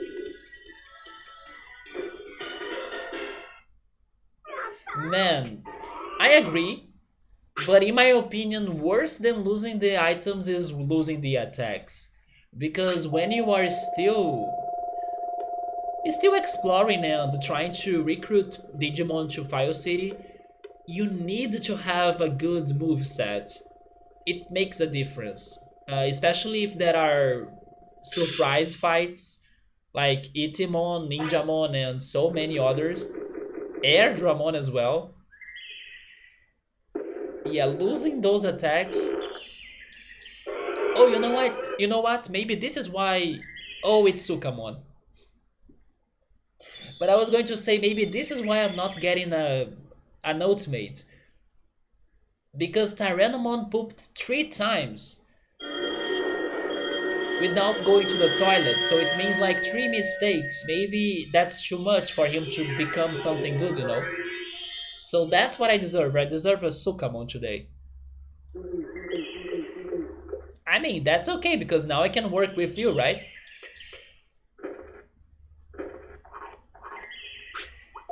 You can Digivolve too, I just don't know how. So what should I try doing for him?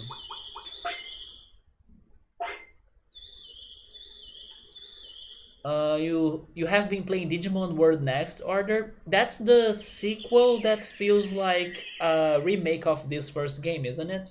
Some people told me a little bit about it. So yes, I don't know for how long Sukamon will be alive, because Tyrannomon was already very old.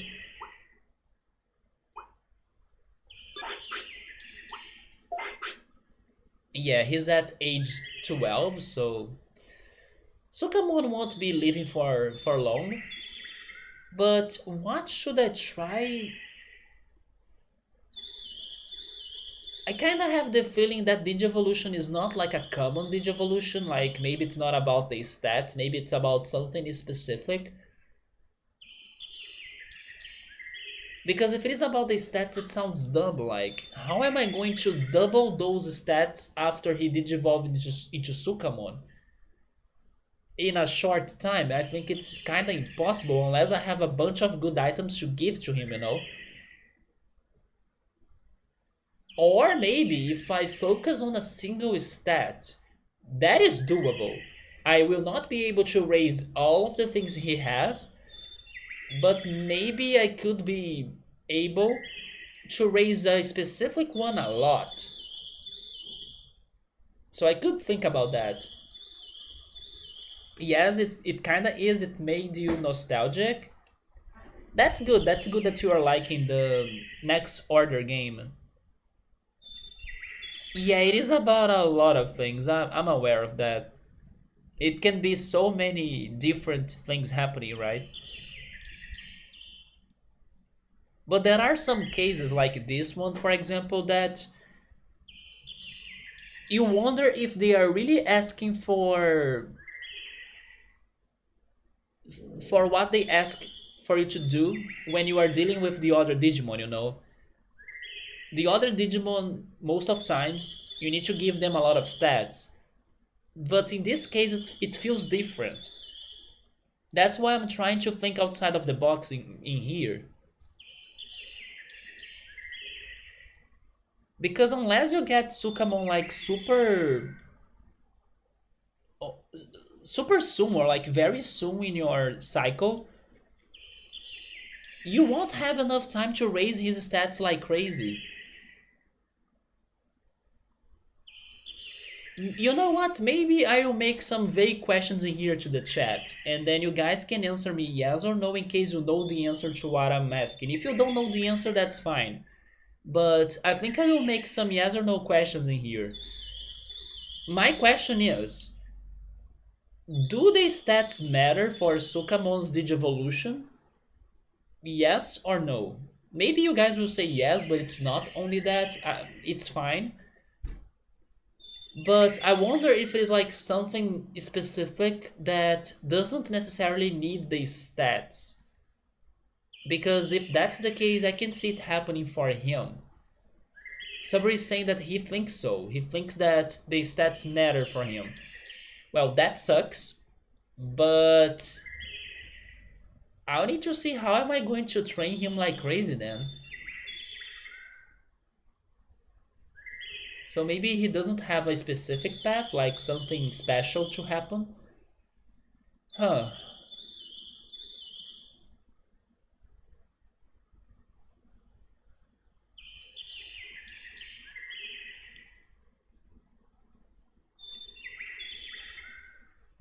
I don't know, but sure then, let's try it. Let's go back to the gym. Sadly, I could not find any of the happy mushrooms. Or we could try going back to Tyrannomon. What do you guys think? Should we go back to the Tyrannomon or should we stay with Sukamon? Not that I was feeling very hopeful for Tyrannomon, but maybe I was close. Although I committed 3 mistakes, right? He pooped not in the toilet 3 times. I decide I will stay with Sukamon then. Because Tyrannomon was not looking very promising.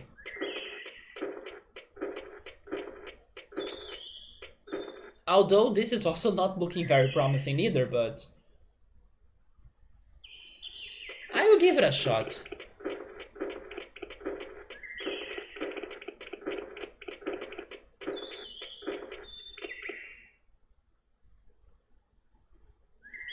You are not sure if I turn him back into a Tyrannomon, if that resets mistakes? That's a very good point. I have no idea, but if I had to guess, I would say that it doesn't. I would say they would still punish me for having those mistakes, even if I turn him back to a Tyrannomon.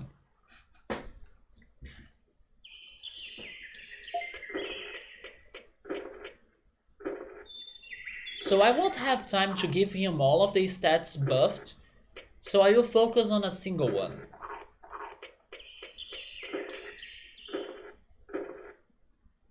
And you know what?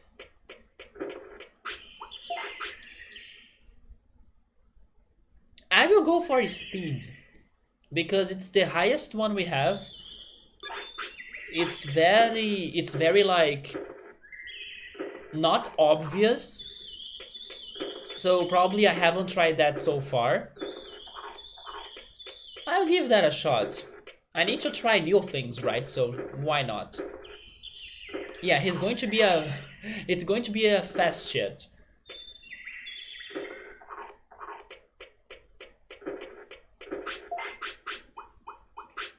Go for it, Sukamon.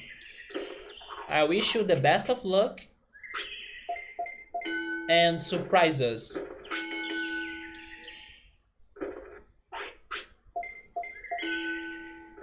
Once again, I don't think this is it, but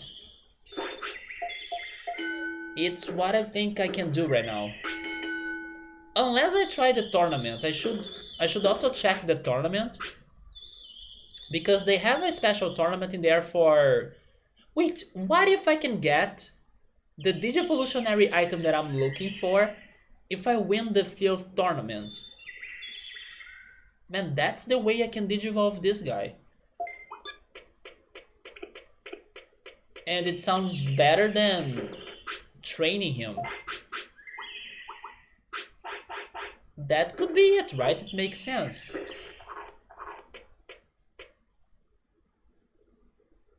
Not that Sukamon is super OP, but who knows, maybe with his new moves he can do something there.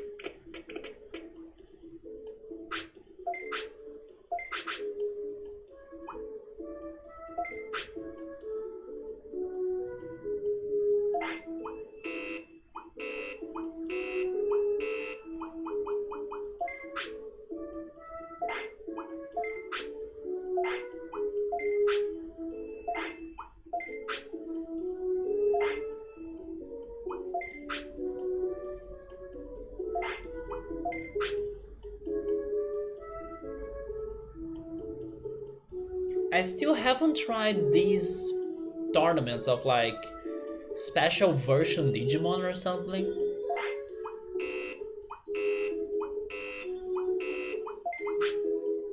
Animal Cup?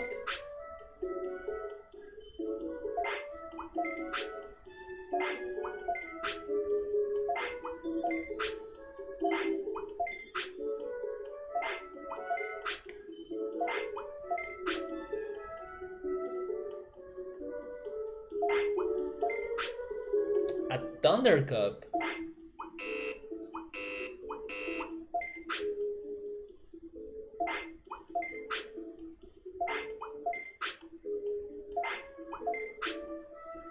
Okay, so the only one that seems, I don't know, interesting to us, yeah, it's still buggy, but at least now that we know that the chart has the bug, I know that I could check some empty slots to see if they have something in there.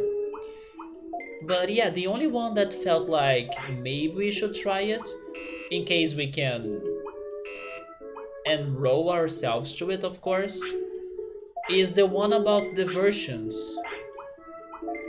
Is it Z?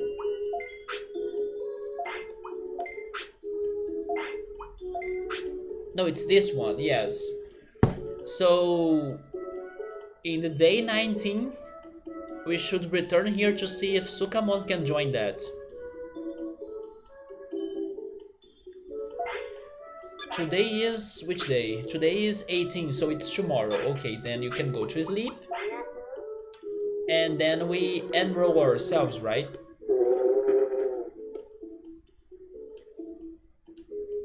Oh, thank goodness, Ultras.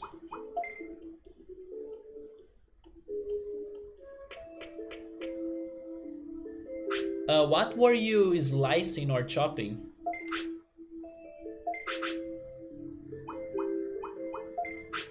Oh, I cannot join it.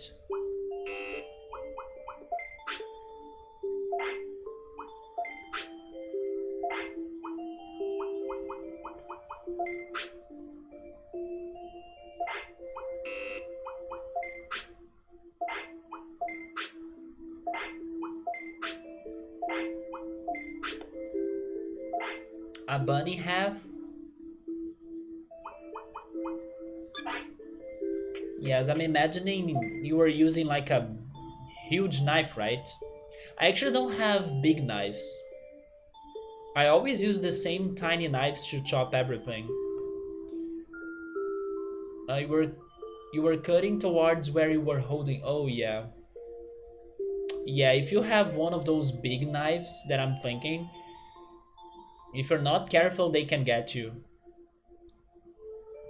The cut's weird because it's a serrated blade. Maybe it is the blade that I'm thinking.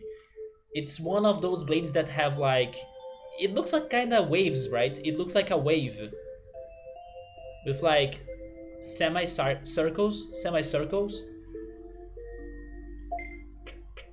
It's like the perfect knife for it to be slicing bread, but I don't have that.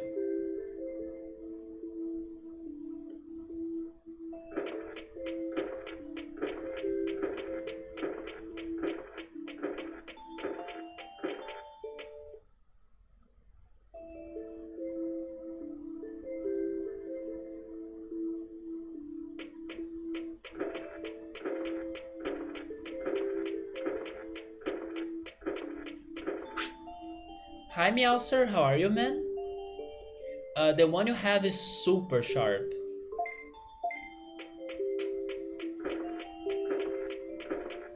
I do have some other knives in here, but I never really use them. There is like how can I say this?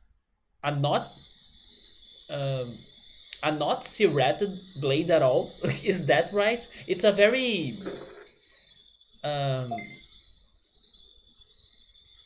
uniform blade, so you may think that it doesn't cut anything very easily, but it is still a knife, so it does.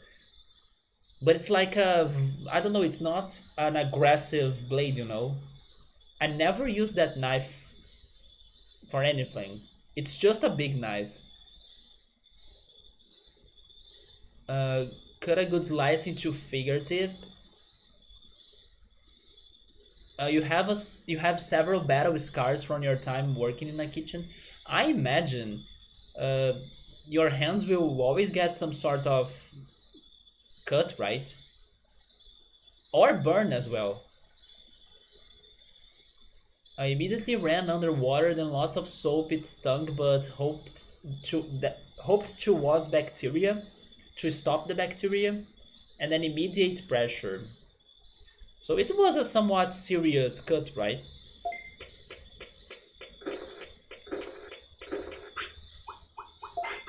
The good thing about it, though, in my opinion at least, is that you kinda learn from the scars you get.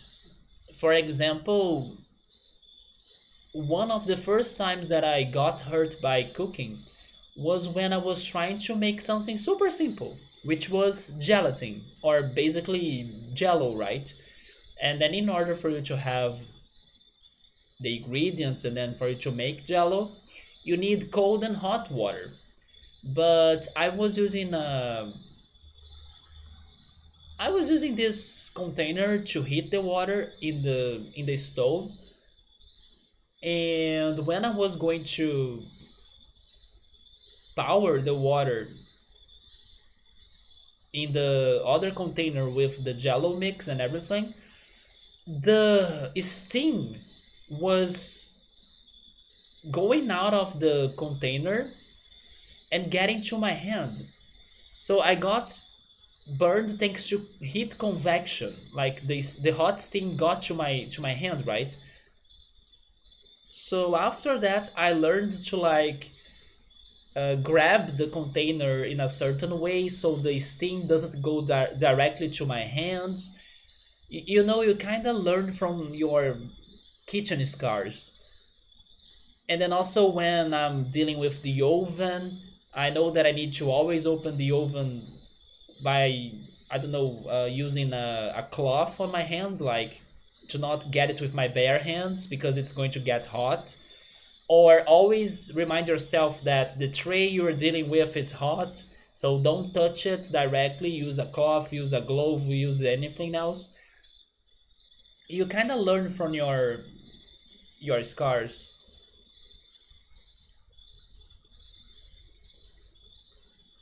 Yes, Ultras took some first aid measurements, right? I have a good cut to the bone. Okay, now you gave me you gave me chills through my spine when I read that. Are you freaking kidding me? It was opening to cut open tight zip ties on a package. Oh my god, no, use a scissor. I don't know, use something else. Like, don't use knives to everything. Jesus.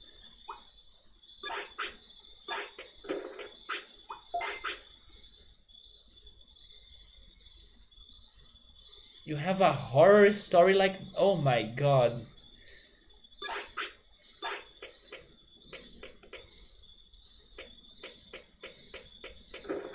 No, I think that most of my kitchen scars are regarding getting burned.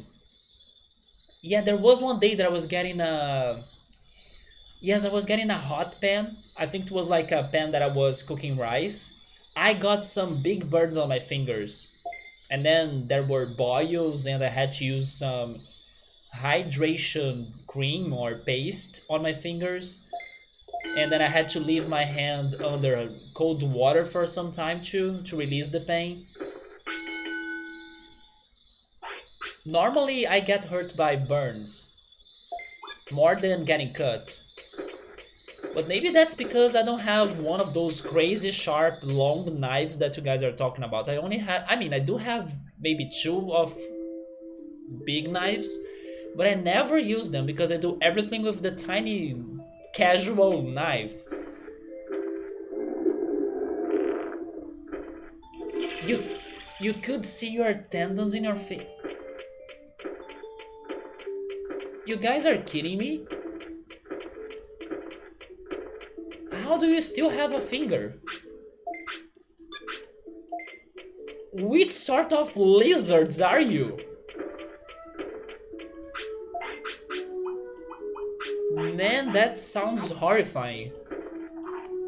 Your friend severed two tendons on top of him? My mom fell and broke her shoulder. Meow, sir. What the heck? That was such a,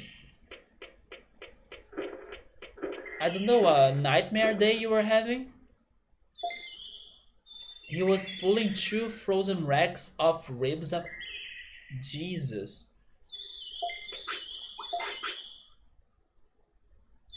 You know what? Now I'm kinda glad that I only get hurt by getting burns. I think getting burned is better than getting cut.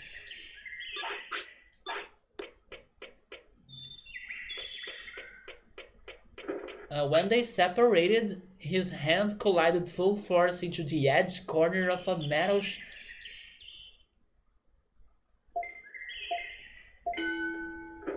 But you know what's crazy though? My father has a scar on his fingers as well. It's not really a scar. He lost part of his fingers, of two of his fingers, and it was also thanks to work, but not because of like cooking, right? It's because when he was working on oil rig, I don't remember exactly the details anymore. It's been a while since I heard this story, but the result was that somebody dropped something very heavy and it got to the edge of two of his fingers. And then my father lost the tips of two of his fingers, and what the doctors were able to do was that they got uh, I'm not sure if I'm going to say this word right, but maybe I should say it in a different way. They got his ear skin to recover his fingers, you know? Yeah, I know there is a specific name for your ear skin. I'm not sure if it is cartilage or something. That's a guess. But that's what happened. They got my father's ears skin to stop the bleeding of my father's fingers. And then today my father still doesn't have like part of his fingers, but he still has his fingers. That's what matters the most, right? But yeah, I still remember me and my mom visiting him in the hospital. And it's funny because I also remember the food of the hospital and how it tasted. Yeah, I remember a little bit of that when I was like super young and that happened. Also, hi Bookmark, how are you? But regarding accidents and horrible things that happened to me, if you have never heard this story, the worst thing that happened to me, I would say that was that when I was a kid, I was hanging on a soccer field goal and I slipped out of it and then I fell on my own arm and then I broke my arm. And then I was in the school. They brought me to my school doctor, or they brought me to the school doctor. And then the school doctor immobilized my arm and, did the procedures in there. And then days later, when my mother took me to the family's doctor to check everything out, they realized that my arm was not immobilized correctly because the bone was not growing in the right direction. So, what was the solution? The beautiful solution was to let's break this kid's arm again. So then, when it recovers, it goes on the right direction. So, yes, I got my arm broken on purpose by the doctors, and I think that's the worst thing that has happened to me. Thankfully, I don't remember the pain, but I remember being immobilized, and then they were like, it's only going to last 5 seconds, don't worry. And then they hold me, and somebody, you know, flipped my arm like crazy. Yes, I went through that because of a doctor mistake of my school. And then thank goodness I did not break my arm anymore. I would say that's the worst that has happened to me. My worst burns were from other people bumping you when you were carrying full sheet pans of things. Are you freaking kidding me? People need to be careful about that.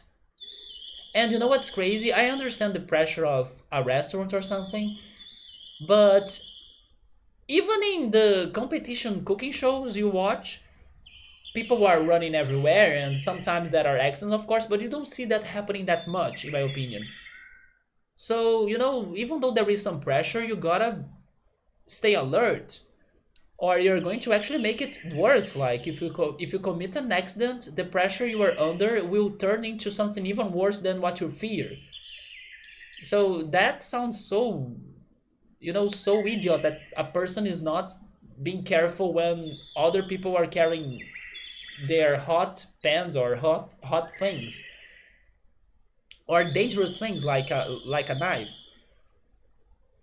usually around 450 degrees. What were you cooking at that temperature? I had one of them get pinched in your elbow, and it took over 3 years. Oh, the cartilage. Okay, so I was able to guess that word right then. You hear and see morbid injury stories. I'm surprised those two right there, Meowser and Ultras, they have been through some nightmare full of things in kitchens.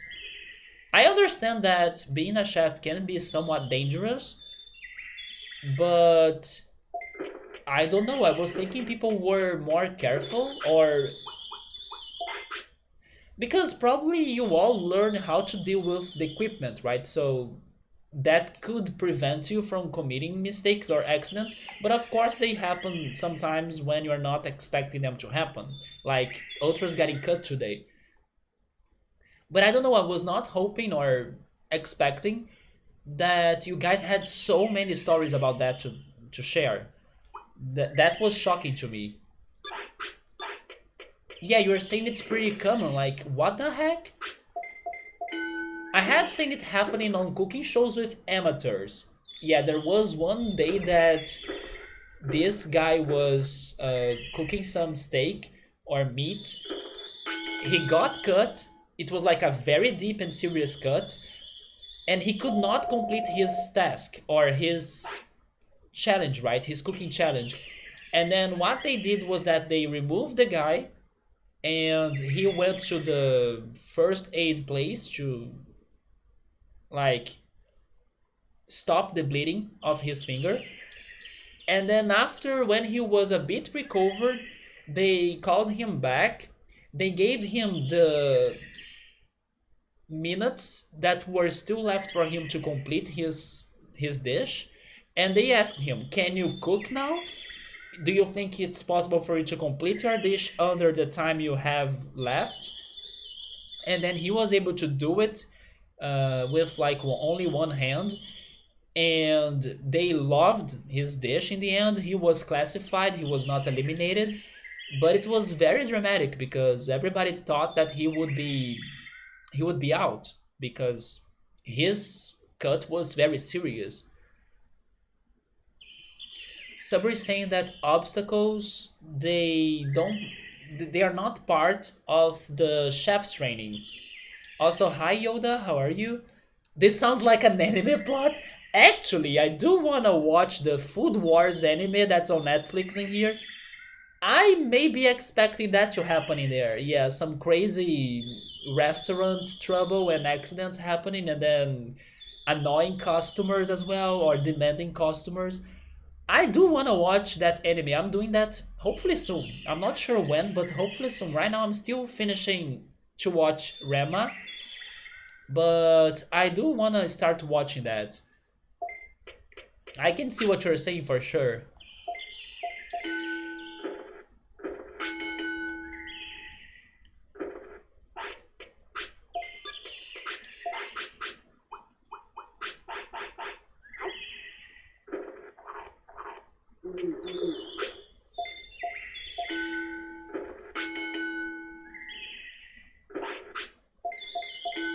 There are so many dishes that I'm always scared of cooking them because of the risk of accidents. One easy example: frying. Frying things on deep oil or deep fried things, I avoid that with all I have. The only use that I have for my soy oil that I have at home is for like baking a cake or mixing it with the pizza dough and then making pizza.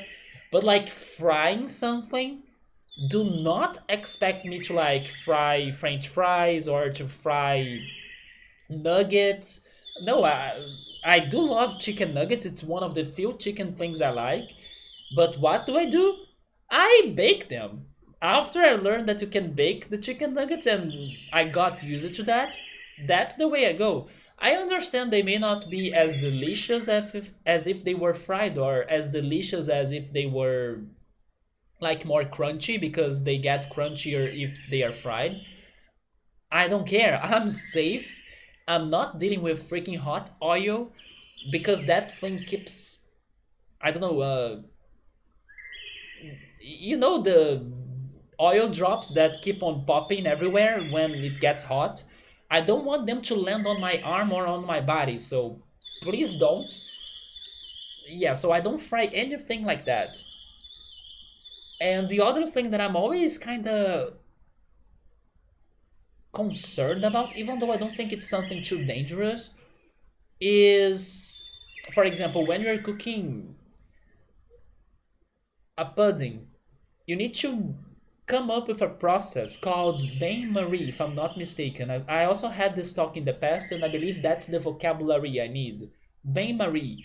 That's a process that makes me worried, and I'm not sure exactly why. If I stop to think about it, but it's something that I avoid a lot because I think I'm going to, I don't know, get burned or explode something for no reason. But that's now funny because I'm pretty sure I'm taking bigger risks by using my pressure cooker to make my black beans than this bain marie process. It's just a bit intimidating because it has a lot of things going on together that intimidate me.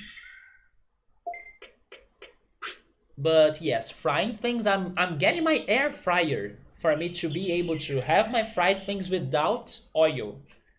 That's what I'm doing.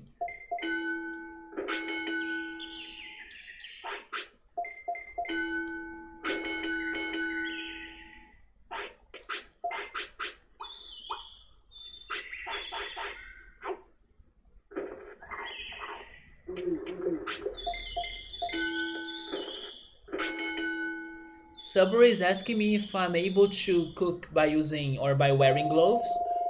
I could, but I don't. The gloves we have in here, we only use them to. I mean, I don't use those gloves, but my mother wear those gloves to wash the dishes. But I don't wear gloves. Not when I'm cooking, not when I'm washing the dishes.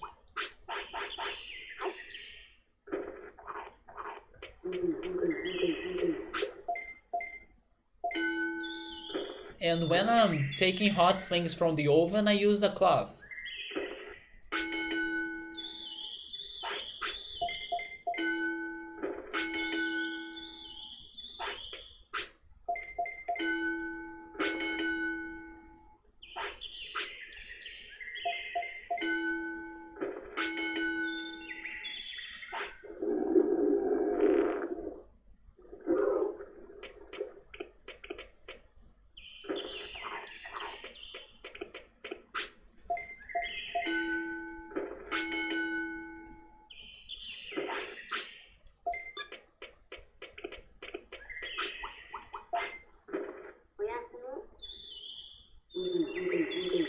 Any type of glove just to protect your hand directly. I wish I had one of those fluffy gloves that protect your hands from the heat.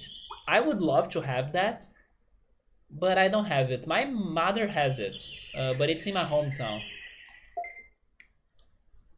So in here, I only use a cloth. I like fold the cloth into many parts, and then I grab it, and then I use it to grab the tray, right? The hot tray or the hot pan.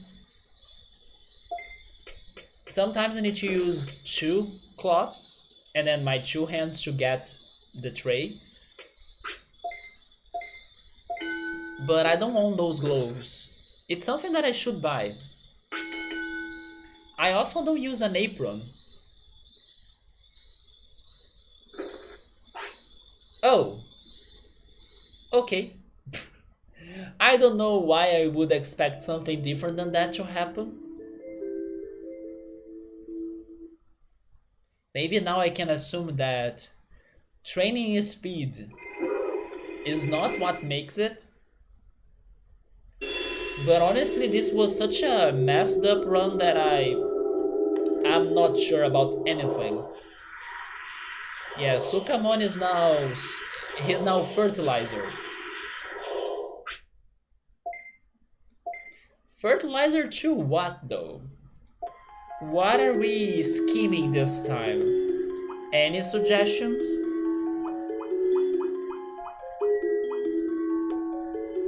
I don't know. I still need to get Angemon, but I'm starting to lose my hopes.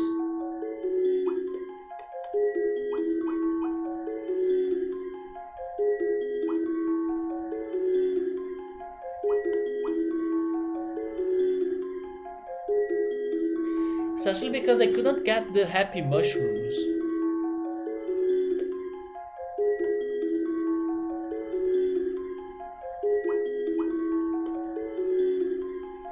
Are we still missing one of Ilakemon's Digivolution? I think we are, right?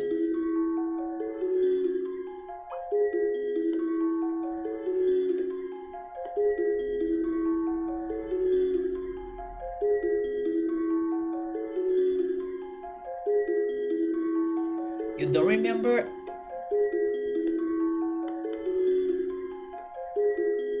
Well, just in case then, I will go for Palmon. But I do think we are still missing one of Ilakemon's Digivolutions. I should take note. It's not a big deal for now, I would say. Because it's so like... There are so many ways and Digivolution paths that no matter what we get, we can find an alternative by using an item or something.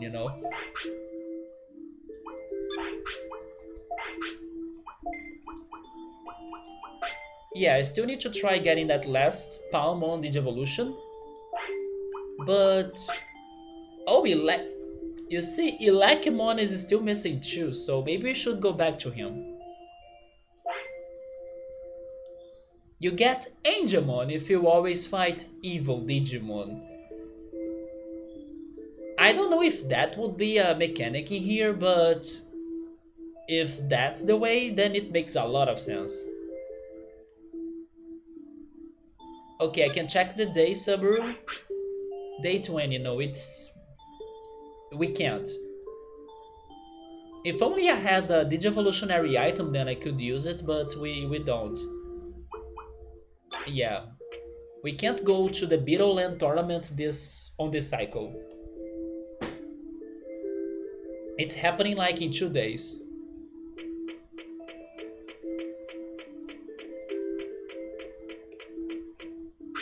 But Yoda, I think that Angemon has something to do about his happiness. That's what I was trying last Sunday. But then, unfortunately, my discipline went very down. And that's why I think I got Tyrannomon. I did have a good happiness level, but I had no discipline. And then the impact of that was greater than his happiness. So now I need to go for Palmon. I would say that Palmon is an attacker, so... For now, I'll give him attack. And then once I get Palmon, I will think about what I haven't tried.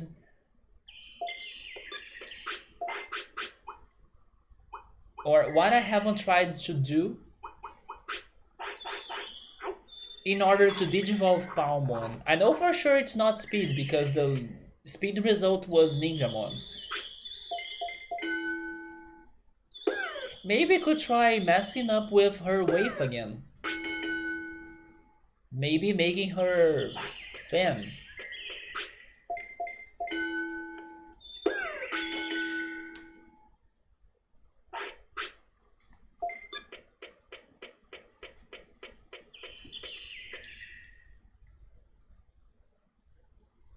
and I still have no freaking idea of what could be that last Digimon.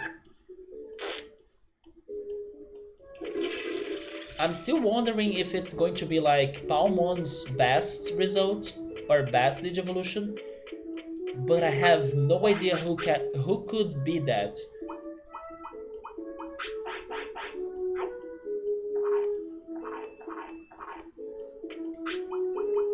Wait, weren't you asking for us to put you to sleep?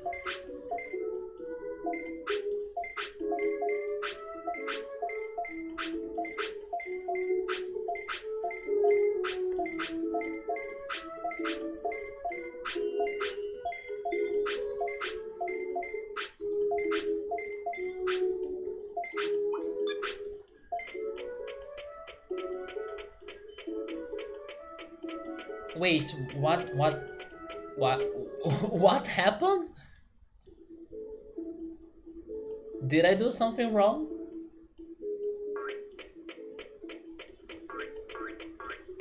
Or are you like that because they wanted to sleep? Oh, you're probably saying the question marks because of not wanting to sleep anymore, right? I think it's because I fed him. By the way, I need more money. Why am I that poor? Oh my god.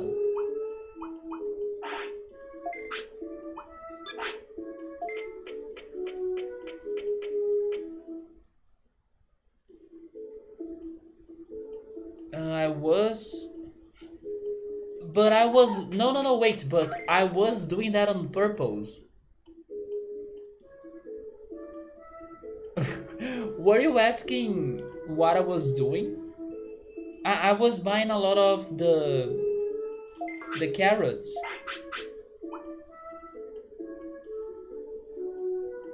Was it any different than? No, no, no, it was not different. I was just buying a lot of carrots. So that was on purpose.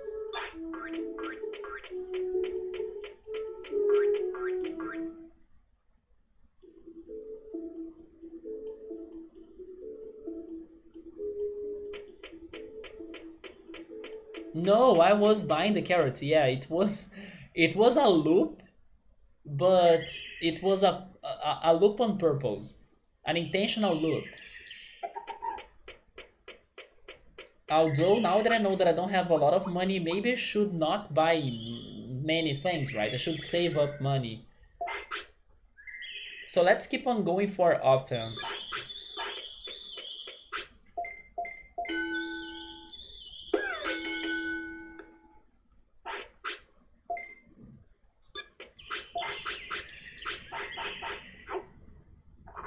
But now I really think that if we can join and win that tournament of 5th Digimon, they may reward us with Sukamon's Digivolution.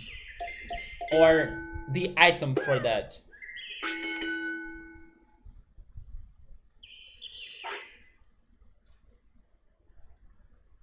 It is my best and only shot, right? To try my best to join more of those alternative and unique Digimon tournaments.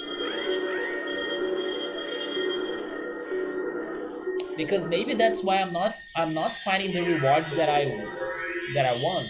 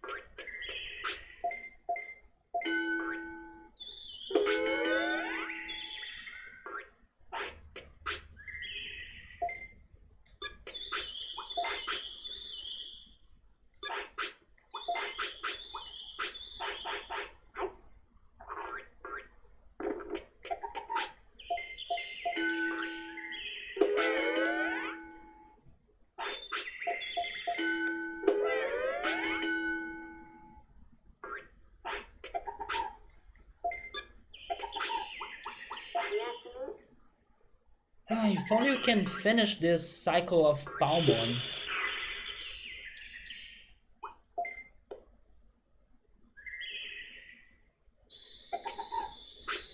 We were able to complete Penguimons, Betamons. Did I complete Gabumon?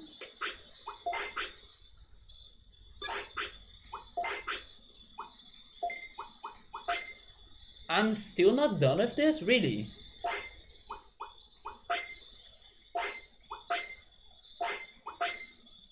Okay, so I just realized that I'm still missing out a lot of them. So it's only those two, right? Yeah, you see, that's why I was saying that no matter which egg we get, we still can find alternatives, or there are still so many Digimon we need to get. Hopefully they are the same into one or more than those options, like, oh yes, I found the last Gabumon's champion, and then that champion is the same of somebody else's champion. Hopefully a lot of them are the same, so it helps us to fill up the chart faster, but we're still missing many of them. Although we should go for Elecmon because we have better odds with him. That's something for us to do next time, next Sunday.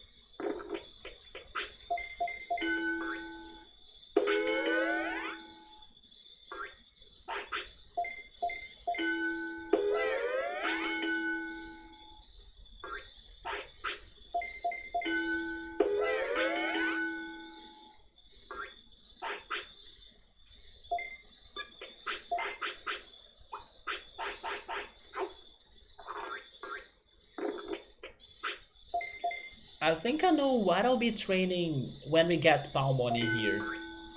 I will go check the chart again just to be sure. But I think I know what I haven't tried so far. And then I hope that's the answer.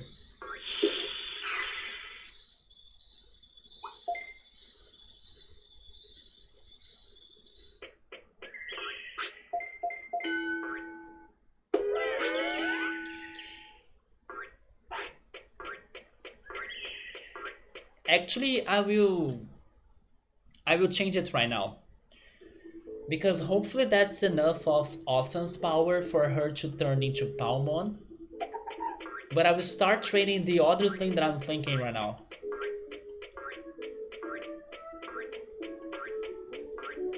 Because I know for sure I went for a speedy route, right? Which was the one that gave me Ninjamon. Then I'm pretty sure I went for an offense path too, or an offensive path. I don't remember the result of that, but I totally went for that. That means that I'm missing defense, HP, NP, and brains. I think that I should go for brains. Because none of those look like a very brainy Digimon. And if I think about the amount of time that it took me to start training brains and really using brains on my Digimon attempts of like champion attempts, it took me a while. So probably I did not try that yet on Palmon. And that chart may be showing that to me. So I will go for brains this time. Because also when I went for brains before, I was focusing on learning attacks. No, maybe it is necessary for her to get to the last option right there. So that's my bet this time. Could be wrong, but sure. This is also giving her magic points. That sounds like a good combo, so just go for it. And I will not use my potty because I need to save my items because I do not have a lot of money to buy more.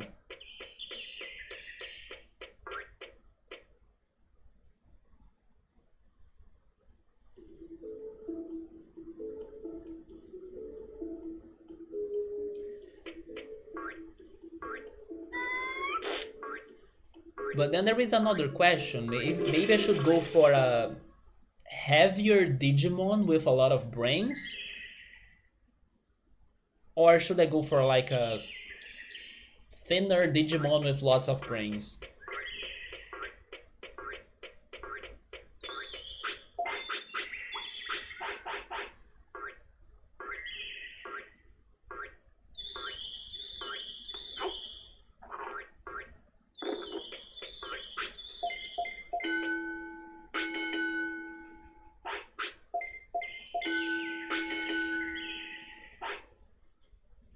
Well, hopefully this is Palmon, right? You have a lot of attack.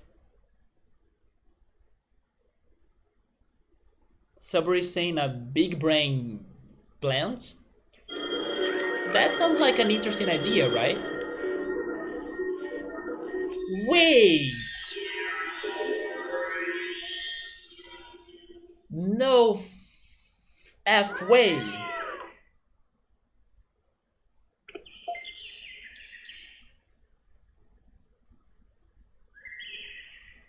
Maybe now I just figured who's the freaking champion that I'm missing in here. Really?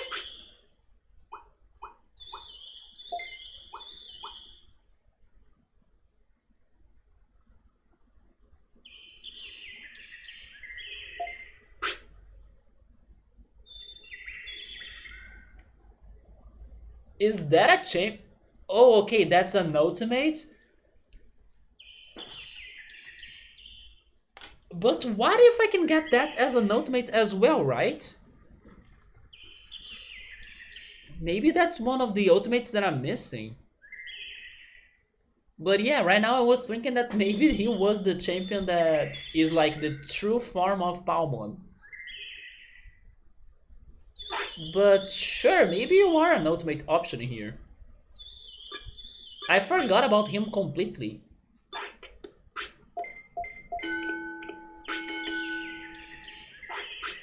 So now I'm back to I have no idea who is Palmon's last Digimon. Probably it's going to be somebody that has nothing to do about plants or vegetables. It's going to be one of those unexpected results.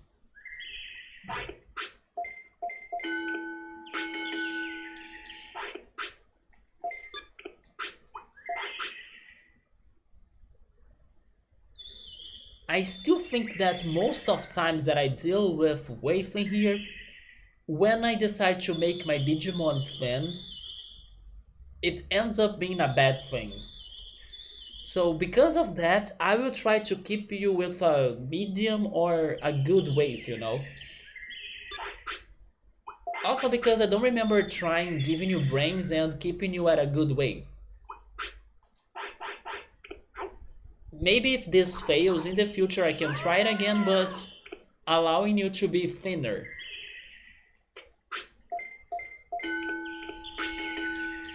But yeah, most times I try to make my Digimon thin, it ends up in a bad result.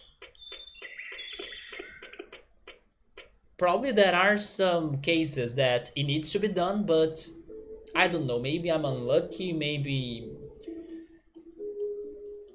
I choose it wrong.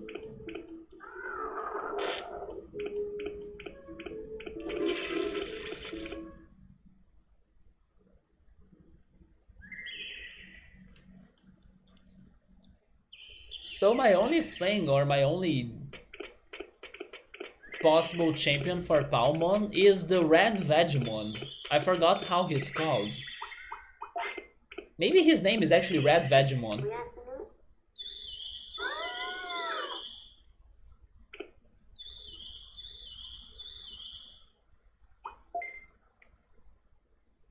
Never mind, there is the brown Vegemon too, right? Widmon, yeah, Widmon. Maybe it is Widmon.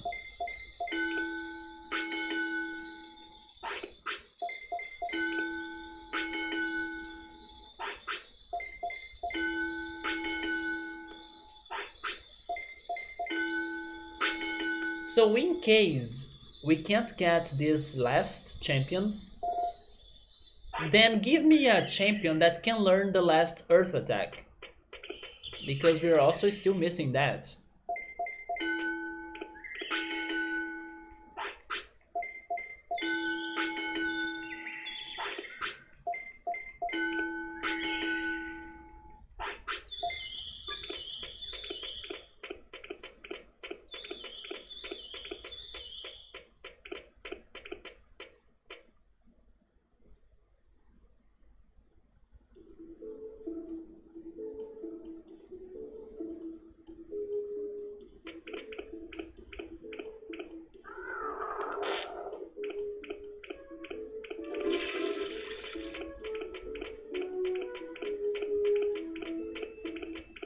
I'm now getting hungry and I'm thinking about adapting the sandwiches that I will be having for dinner. I'm now really wanting to eat an egg sandwich.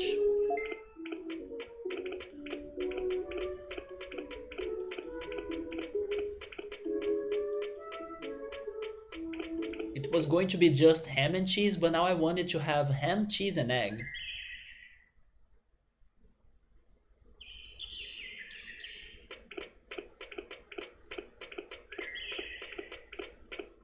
So back to the brains.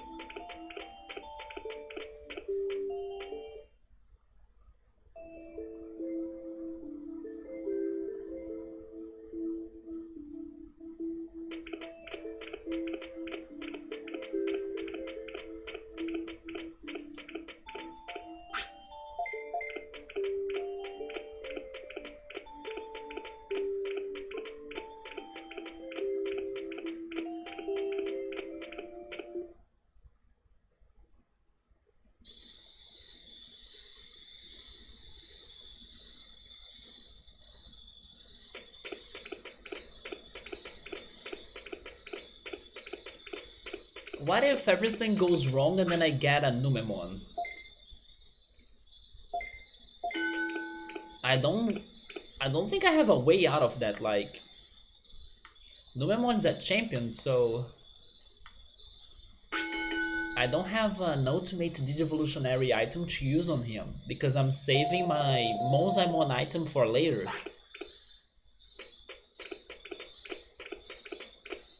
Yeah, if I get a Numemon, maybe the only thing I can do is try to get into one of those field tournaments that I was saying.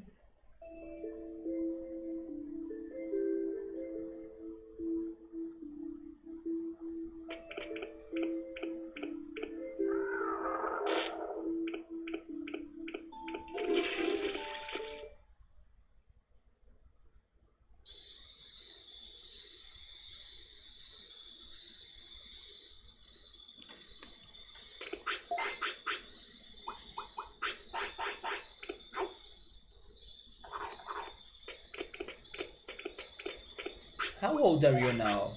Age 3. That is starting to be concerning. Sabri is saying that I could go for the Thief tournament, or if he's a strong one, I could use him to farm some money. Where though? In Toyland? The problem is that if we have those fights in Toyland, I mean maybe it is worth because they do drop a lot of money, but I'll need to use a lot of healing items as well, because even though he has strong attacks, he's still was a Numemon or a Sukamon, so he is going to get very hurt. And then I'll need to use a lot of healing items to recover him. And that means I'll need to buy a lot of healing items. Or I can get the mushrooms to Friesland and get the items from that, right? I forgot about it. Yeah, there is that possibility as well. But let's be confident that she won't become a Numemon, because even though right now I'm training her brains, when she was a Tenemon, I gave her some bits of attack. So it is not very well balanced, but it's also not too empty, right? She has good qualities somewhere in her or in herself.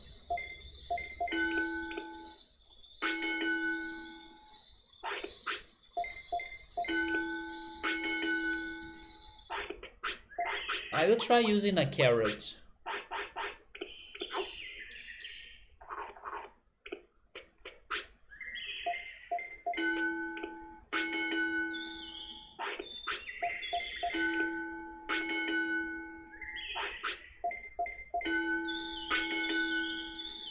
I will stop the brains training right there. 400 for brains, it's enough.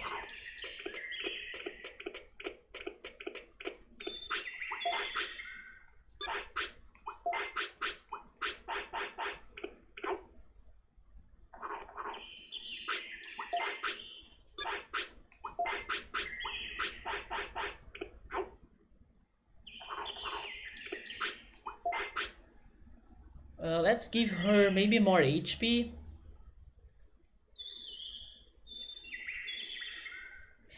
You know what? I will complete her speed. I'll get it to 100.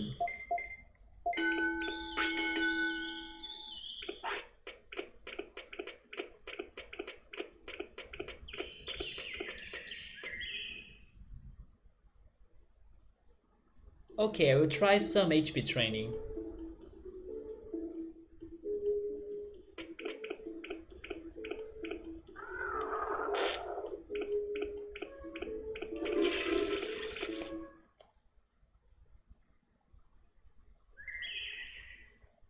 Yeah, my hunger is intensifying.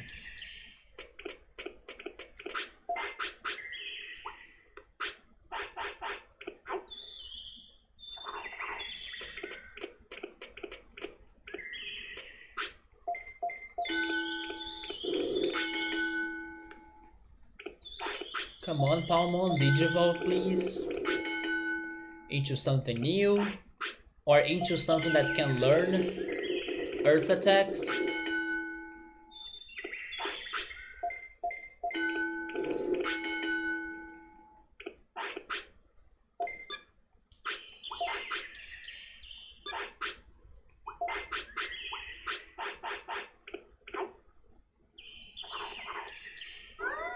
At the very least, she's very happy, so maybe that matters.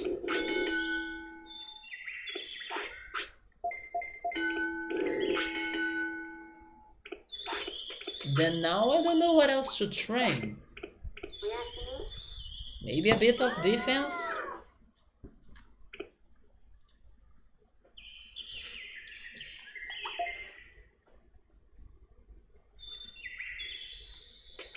Sure, why not?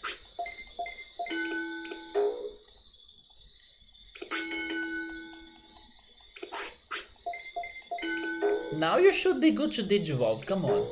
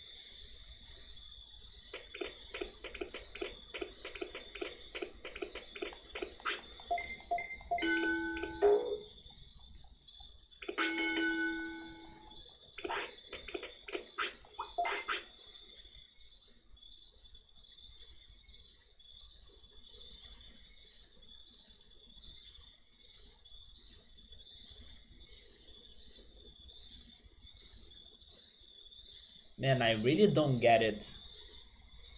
Why is she not digivolving into anything? Sure, get to 100 of defense and then what?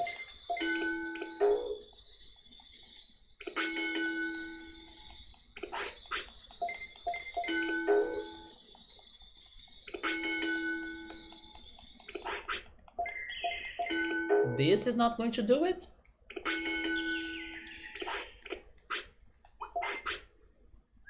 Maybe it's her wave again?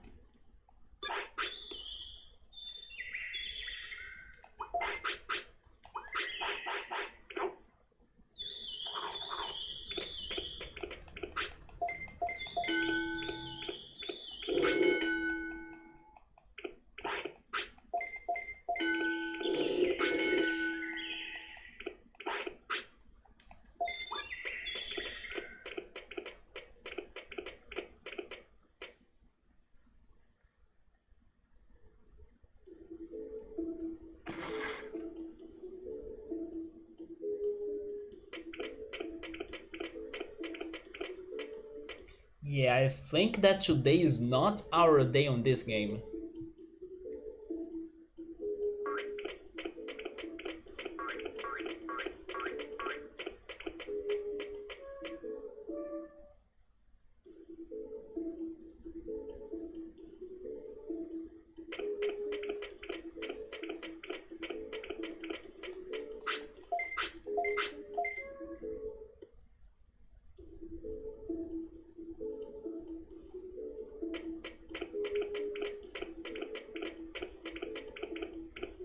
What? Oh. Well, Numemon hype? But I'm surprised this is happening before she pooped.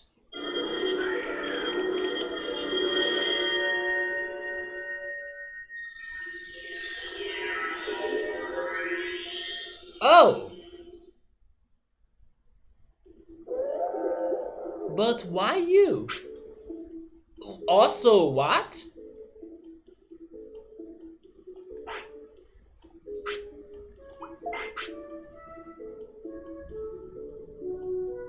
Okay, so maybe that means that brains will give me Wamon?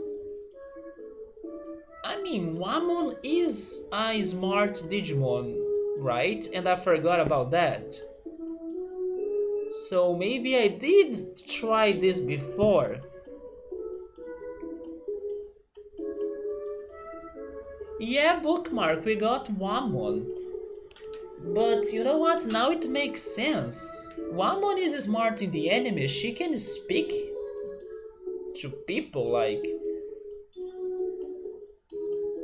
I don't know, she's smart. So what did I not try to do with Palmon so far? Like, was it defense?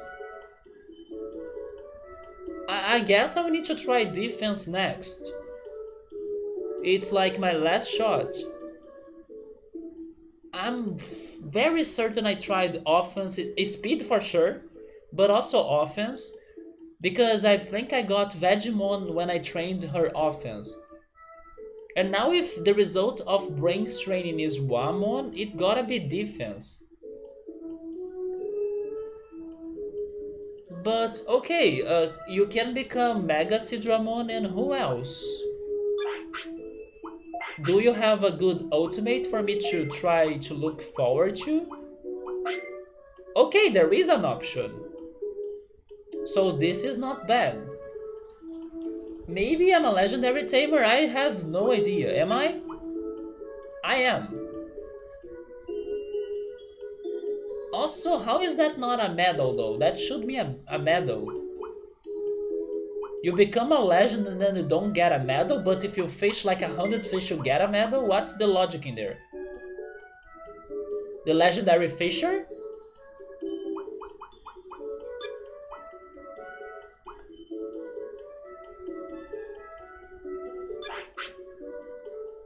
So sure, let's see if we can get to Wamon's other Digivolution. But honestly, maybe because of so many variables, I do feel very confused today. Every time I start on something, I see it's not working and then I try to move to another or to change to another strategy, and then in the end nothing works right. Maybe because I'm out of focus. But let's see what happens. At the very least, this is not Numemon, so it could be worse. And just to confirm it, you cannot learn what I need, right? Yeah, so... But I should still give you some moves.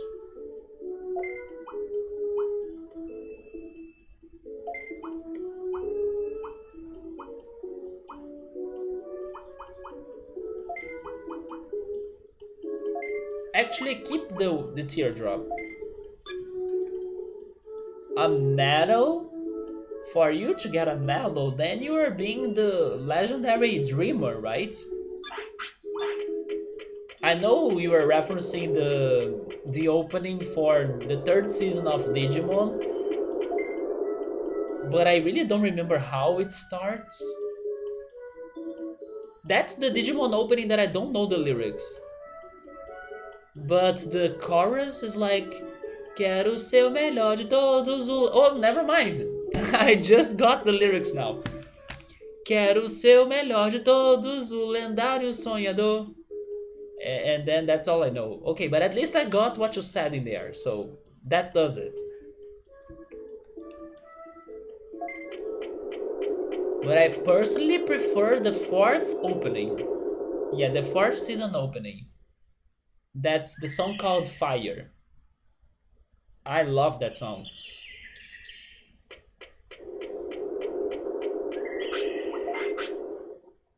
Okay, so what am I doing in here?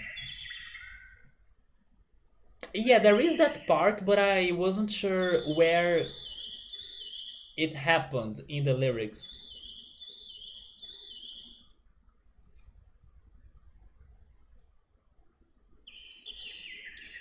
Man, the first question is, do we keep Wamon heavy? One of the options is Mega Sidramon. Mega Sidramon is a heavy Digimon. Let me check my cards. What else could it be? If it's not this. I mean,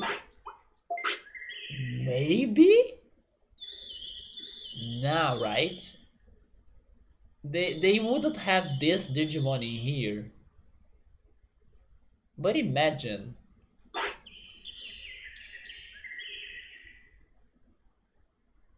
It can be anything. What if it is Digitamamon?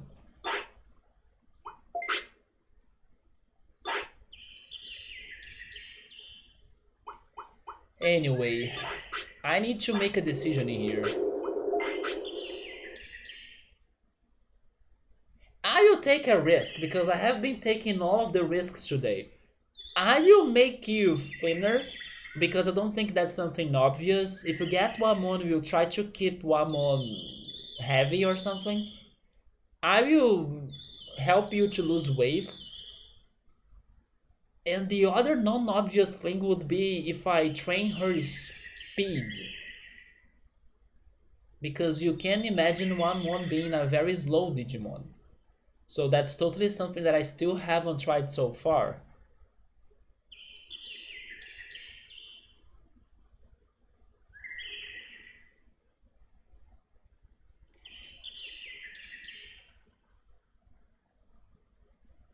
And maybe I will get you to 500 of brains just to complete that bar.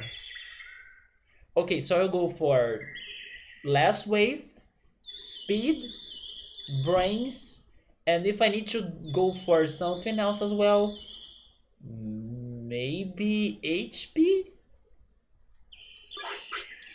That's what I'll be doing. So first of all, complete this.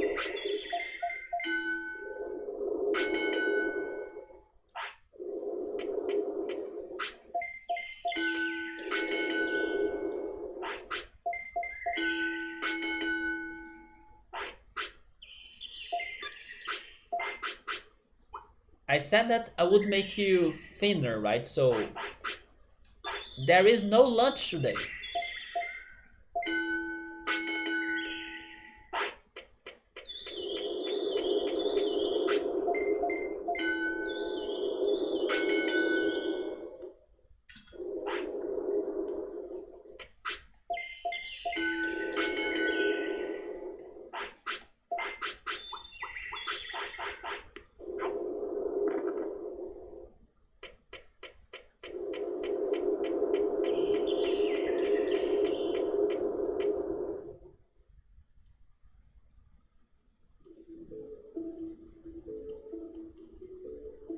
Subaru, do you know who's the other Digivolution?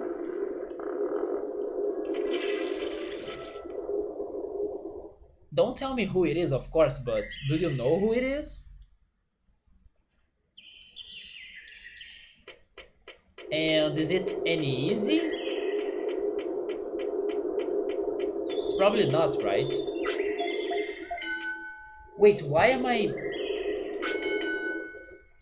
That's not the training I need to give her.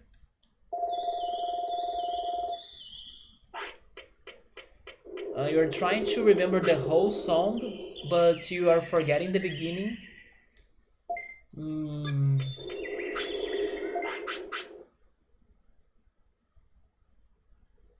No, I just remember the rhythm. Dum dum da da dum. That's all I can remember. You don't know it exactly, but you can guess. According to your guess, would you say it's an easy Digimon to get? They wanted to eat and to sleep, wasn't it? Yeah. Okay, I can feed you now a little bit. and then you can go to bed.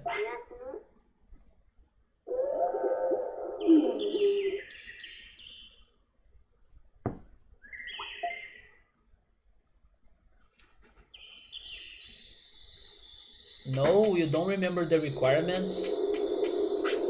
Oh boy.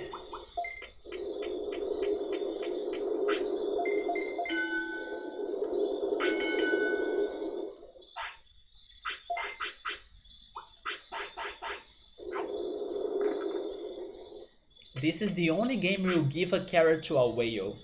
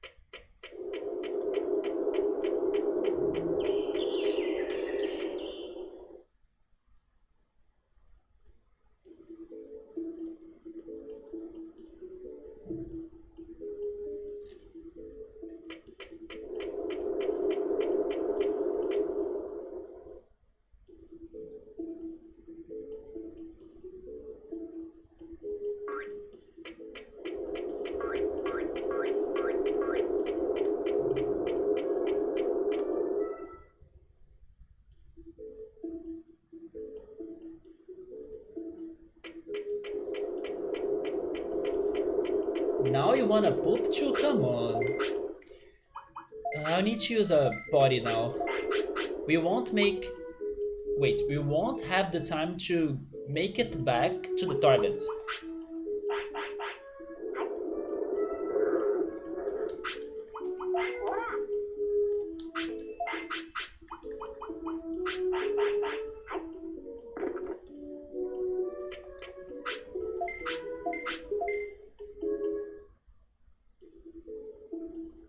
So I will try getting to the ultimate, and whoever I get,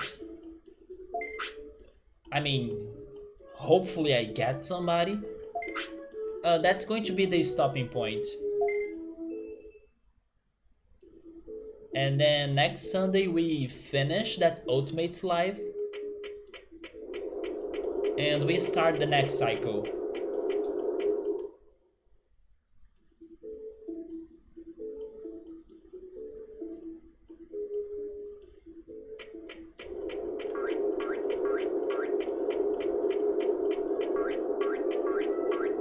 I don't remember if I got food today.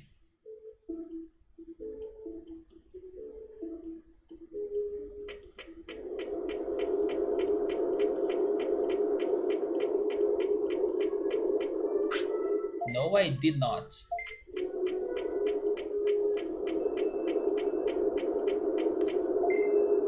Oh, you got the lyrics? I won't be able to sing that though.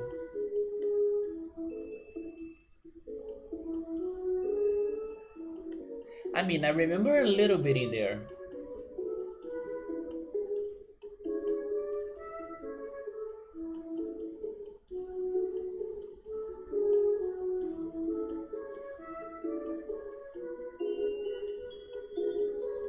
The problem about those lyrics is that the song goes too fast too, right?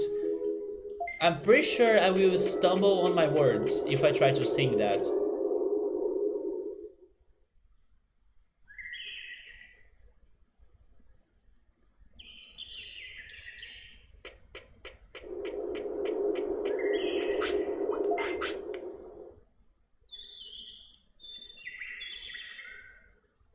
So let's make it to maybe 400 of speed.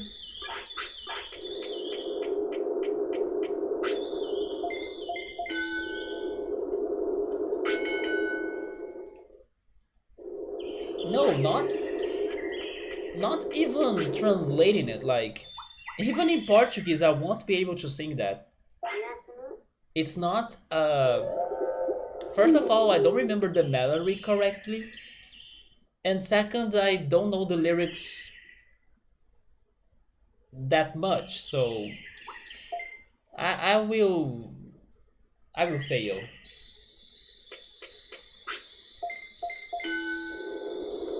I may have a better shot if I try singing the fourth opening.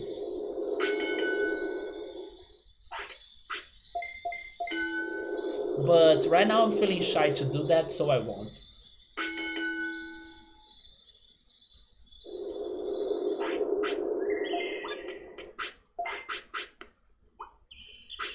Wait, how's her weight now? Okay, now we need to feed this whale because she is not looking that great. Yeah, get more sirloins. Let's try stopping at 2025. Oh,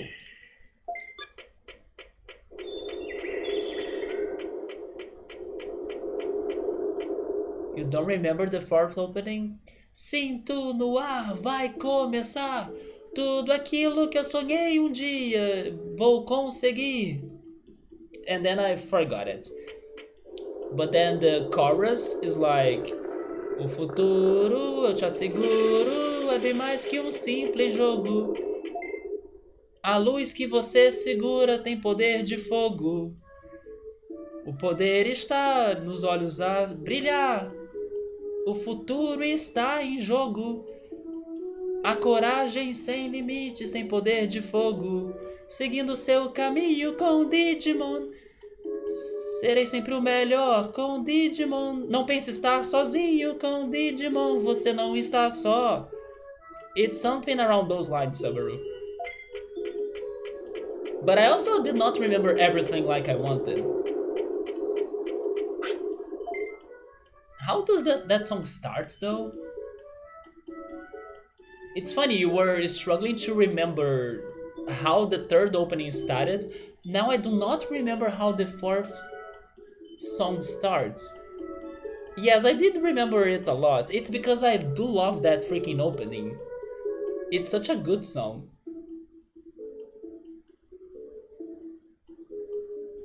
Yeah, it does start with the narrator. It felt weird when I said that word in English. Hopefully that's the right word. Yeah, the narrator, right?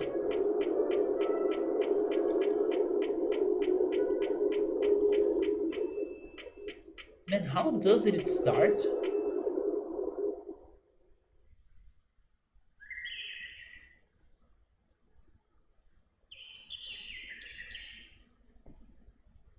Now I kinda wanna remember it.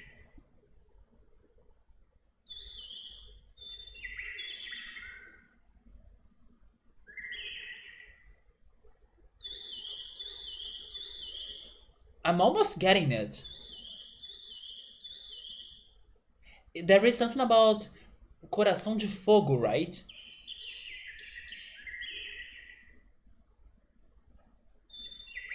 You know what? I'm googling it. I don't care.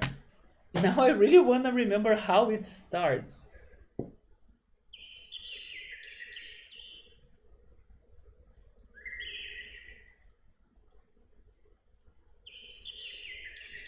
Yeah, it's like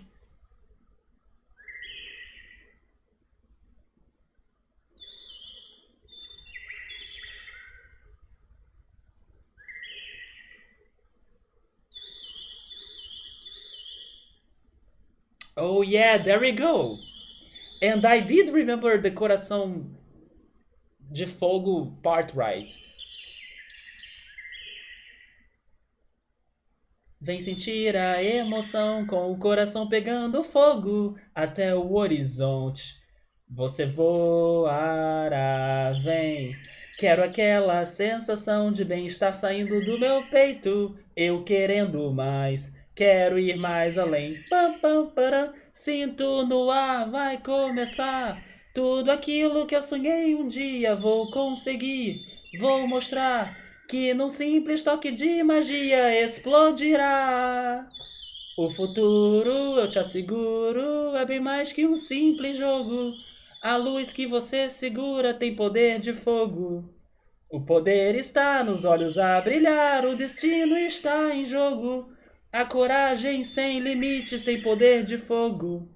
Seguindo seu caminho com Digimon, seja sempre o melhor com Digimon. Não pense estar sozinho com Digimon, você não está só. Man, that song is so good. There we go, I remember the beginning as well. Now I know what I felt trying to remember the beginning of the third opening. Yes, man, I forgot it. It's because the chorus is what sticks the most, right? So, of course, you remember the chorus the most. But I almost got it because I was remembering the melody and the rhythm. So, what was I training again? But you should watch the fourth season. I don't think it's bad. I actually need to rewatch it to remember it more. And one thing is for sure, it's at least less depressing than the third season. Oh yes, I was training her speed, right?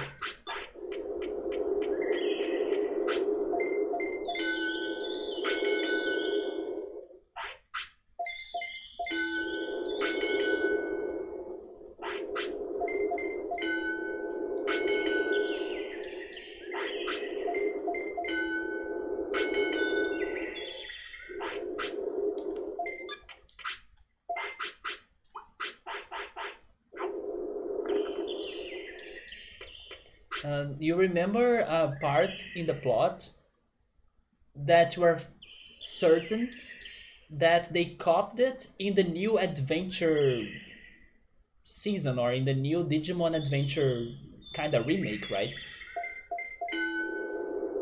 They got it from the fourth season, you think? That's kind of strange. Why the fourth season?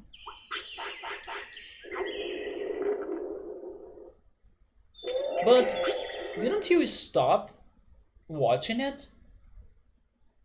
I remember you were saying that you were not liking this remake and then you stopped watching the episodes. Are you back to it? Or did it happen before you stopped watching it? It's the same scene, but the oh, I think I think I may know what you're talking about. It is the same scene, but the silhouettes they change. Of the Digimon opening, right? Yes, I think I know what you're talking about. I was thinking you were talking about the wait, you were talking about the plot. So they got that scene from the fourth season opening into the explanation for the plot in the Digimon Adventure?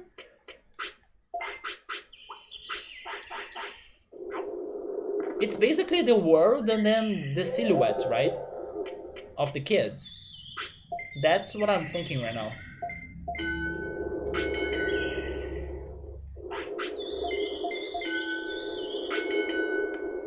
Well, that's my 400 speed.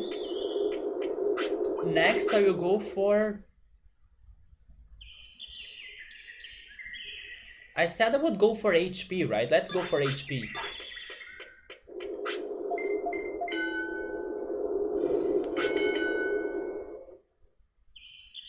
There is a scene in the fourth season where they explain the warriors and where the spirits come from.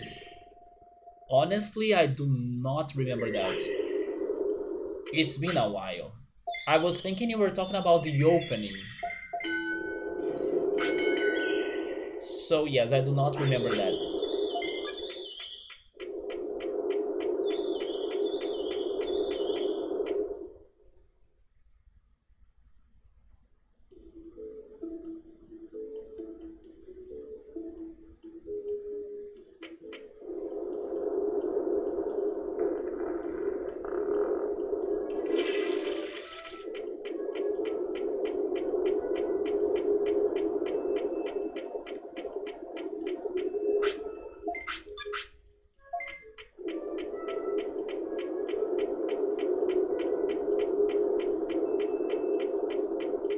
Yes, I remember the Digivolution, but I don't remember the lore part of it. But yes, I do remember how they digivolved. Are you saying that the animation of the Digivolution is the same? Which doesn't make any sense because it's a different way of digivolving.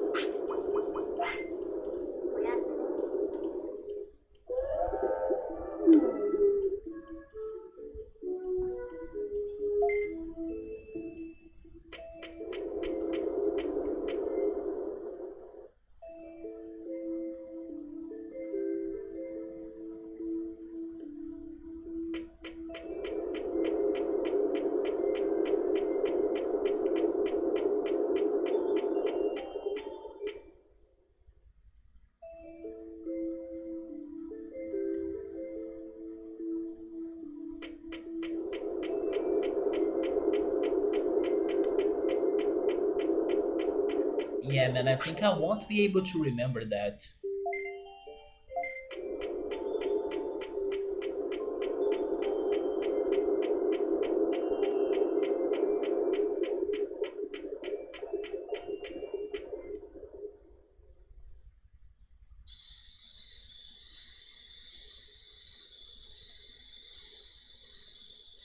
I see. It's like the same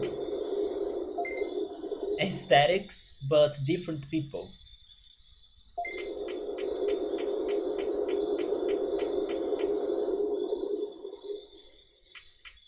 I said HP actually.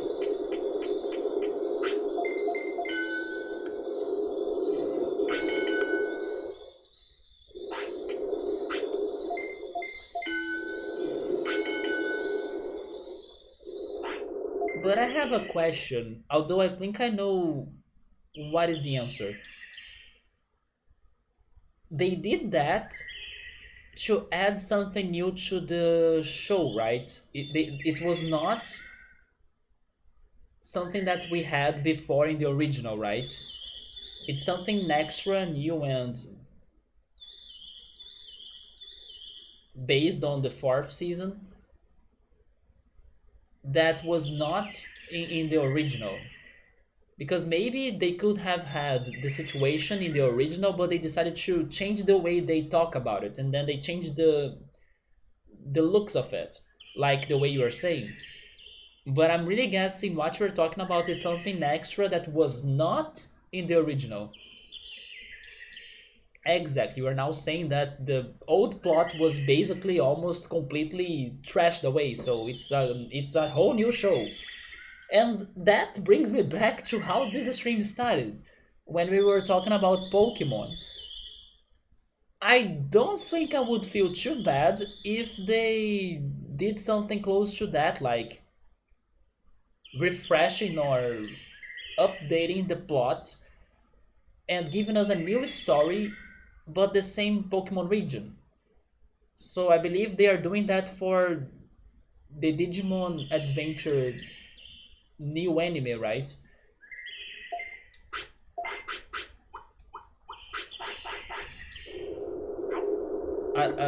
Until when you up until where you watch it, they were not really considering the old plot.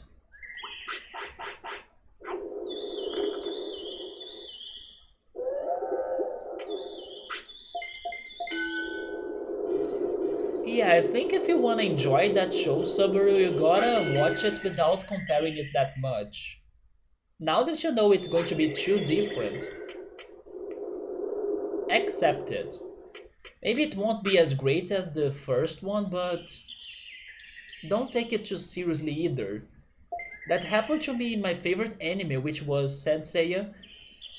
They had this one season that was called Senseiya Omega. Man, it's so bad. It's really bad. But as a big fan, I still watched it, and it was at least distractful. or distracting. So even though it was bad, I tried my best to not get expectations out of it, and at least I had something to watch every week that was, let's say, good because it's my favorite anime. But in comparison to the other season, it was horrible. The problem is that you have only watched this anime like a copy of the other seasons, and bad excuses for things to not happen on it. So not only they are not considering the original plot, but also they have been reusing or recycling past ideas and things we have already seen. Maybe they wanted to feel very nostalgic for like, oh my god, I have seen that before in Digimon 2 or 4 or 3. They have been taking a big risk then.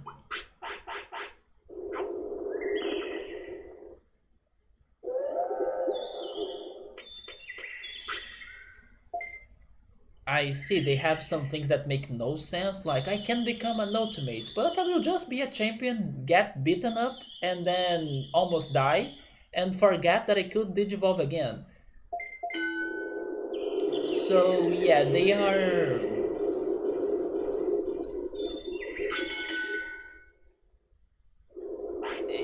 It seems that it has a lot of flaws, right? That plot has a lot of flaws. That sucks. They have been working on Digimon for so many different seasons that they should be able to come up with a good plot, right? Not like to make it worse.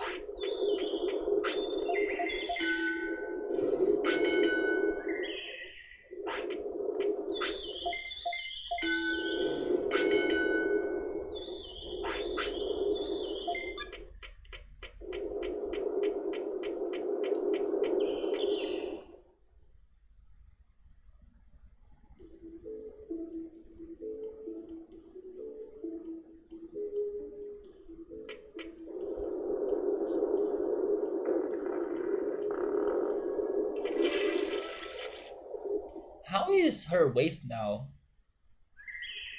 Are you still around 2025? Actually, I should give you more food.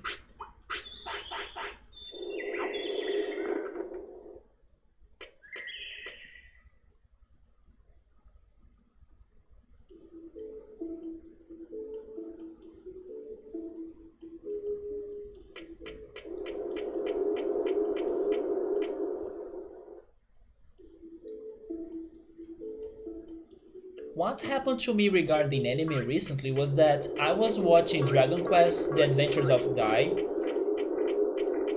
and after I decided to rewatch the original episodes, and I got quite ahead on the plot up to the last original episode because it was not completed, like the story doesn't have an end. Hopefully, now with the remake, it will get to the end. But I watched all of the original episodes. Now I kinda lost my hype for the new episodes, but I will. I know I will go back to it, especially because at some point it will continue the story that I always wanted to see how it's going to end. But yeah, right now it's been hard for me to go back to the Dragon Quest anime. Thanks to that, because now I know what's going to happen. I refreshed my memory of the next events. It's been very loyal to the original, or it's been following the lines of the original episode, so there aren't many differences. The differences are mostly regarding censorship. I was even upset on some censorship they have added to the show because it made a certain villain to sound less evil than what he is. Because in the original, that villain did some very crazy things.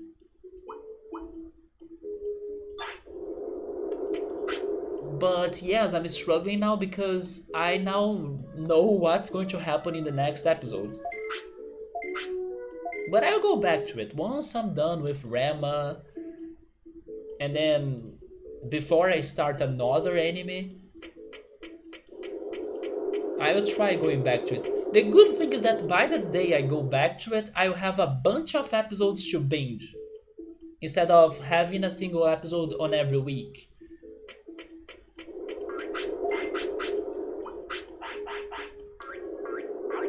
I haven't been watching remakes of animes with good eyes, or you're not feeling hopeful that they will be that great, because by just seeing thumbnails on YouTube of like an episode 50 scene, and then that's happening in episode 10, it gives you the impression that they have removed a lot of stuff, or they have really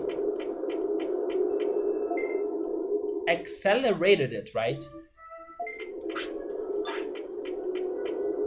But then I believe we were talking about the Digimon remake, or are you thinking on another remake? But this one has been okay, the Dragon Quest one, it has been okay. I just wish the censorship was not that heavy. Because if they are censoring this right now... Oh, you are also thinking on Hunter x Hunter? I haven't watched Hunter x Hunter. I didn't know it had a remake. A friend of mine has been all crazy for Attack on Titan, because it seems that that anime is getting to the end, right? And he has been saying it's one of the best things ever, some plot twists that are mind-blowing and stuff. He's really loving it. He is almost convincing me to give it a shot. I never really felt like watching it because I don't like the idea of it, or like the giant thing. But he says it's such a deep anime with like politics and stuff. Maybe it is a very intelligent anime as well.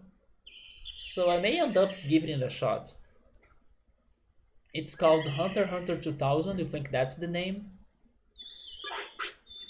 If they are remaking it, it means that Hunter x Hunter is already over, right? I even didn't know it was over. I also thought that they were still coming up with new episodes for that. Wait, now I need to go for a little bit more of HP.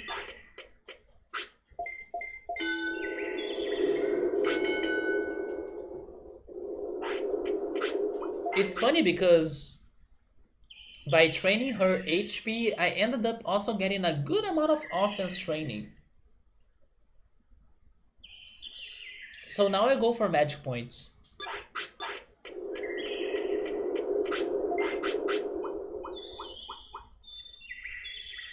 Yoda is saying that the first arc of Attack on Titan didn't interest you either, but the later plot twist hooked you in.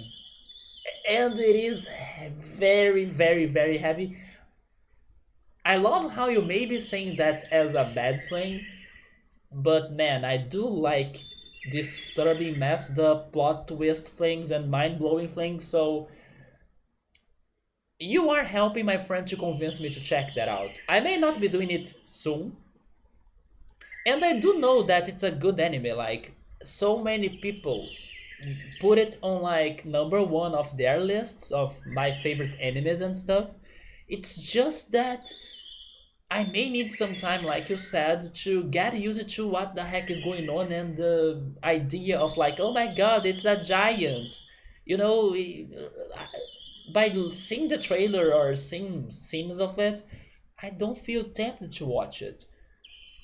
But I understand it's just like the idea they went for, but it's way more than that. So I need to finally start feeling what is that more of that everybody talks about, you know? But I know I will. I'm curious. It's just not my priority. But thankfully, by the time I do it, now I know it's going to be complete. So I will be able to binge the whole thing right away. And then Subaru has only watched the original Hunter x Hunter. I don't even know what is it about. I still need to watch freaking Nakura, Ghost in the Shell. How is that other one called? The Full Metal Alchemist, JoJo's Bizarre Adventure, Cowboy Bebop. Although this same friend that has been watching Attack on Titan told me that he started watching Cowboy Bebop and he did not like it that much. So I'm like lowering my expectation bar for Cowboy Bebop a little bit because the way he talked to me about it was like, oh, Cowboy Bebop is just okay because it doesn't have like a very heavy and strong main plot. It's like every episode is its own story, so maybe it's not like something that gets you too hooked up on. So yeah, after he said that, I was like, okay, maybe I should not expect the greatest things ever from this show, even though many people talk about it.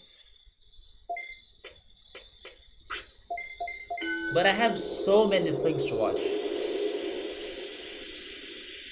It's like a Tales of Symphonia tier plot twist.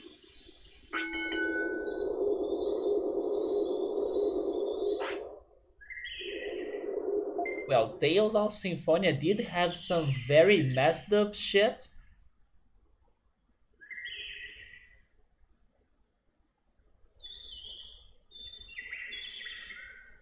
And it was a very weird plot as well, if you stop to think about it. I just don't like how Tales of Symphonia ended, so hopefully Attack on Titan does it better. Maybe I also should say that I didn't like the villain of Tales of Symphonia, right? Or at least not that much.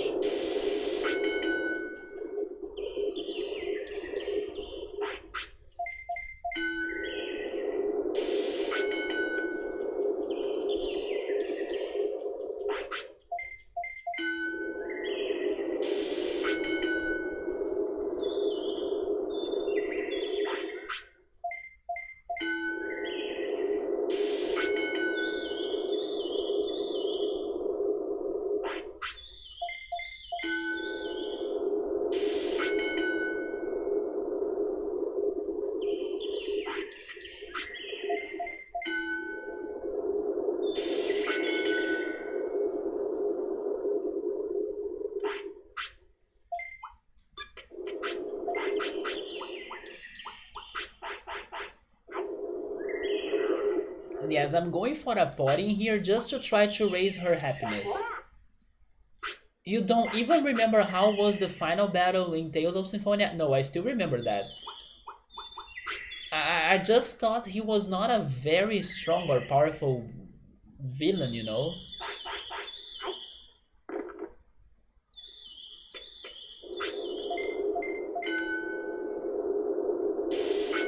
Like, his objectives and things did not convince me.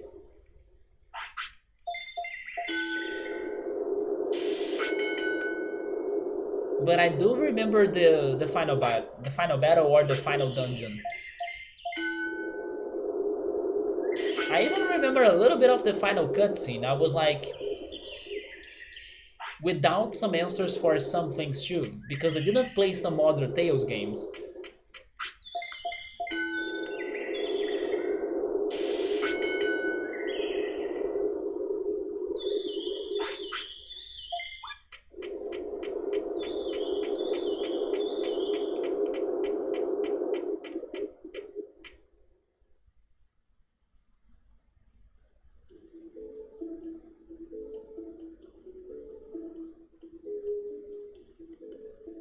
But you know what should happen?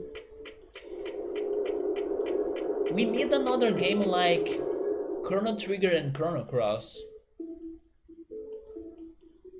Of course, by the way things are today, we won't be getting a Chrono 3, but I miss games like that.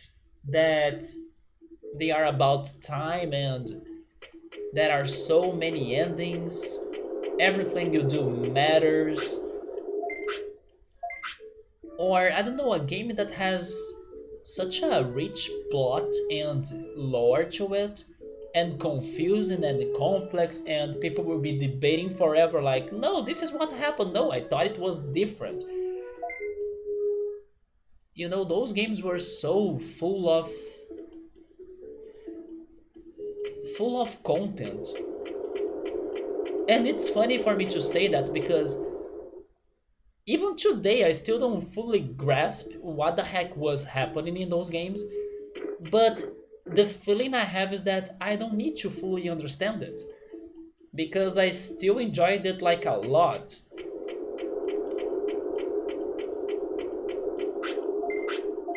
So I do miss that, you know. I know that I'll be playing Cosmic Star Heroine soon, but I'm expecting Cosmic Star Heroine to be closer to Chrono Trigger just for its battle mechanics, not necessarily regarding its plot and this discussion about time and stuff. But I don't know, those games were, they are more than just games. They put you to think about all sorts of things, and they have a message behind them that some may understand in a way, some may understand in another way. I don't know, I miss games like that. Yeah, that's the thing that I was missing out in Tales of Symphonia. I still remember that. Any game that has time traveling gets confusing. It depends. I will tell you this. This same friend that has been watching Attack on Titan, he also recommended me to watch an anime called Erased. And then I watched Erased, it's on Netflix here. I was not very impressed by it. It's not that it's a bad anime, but after watching something like Dark,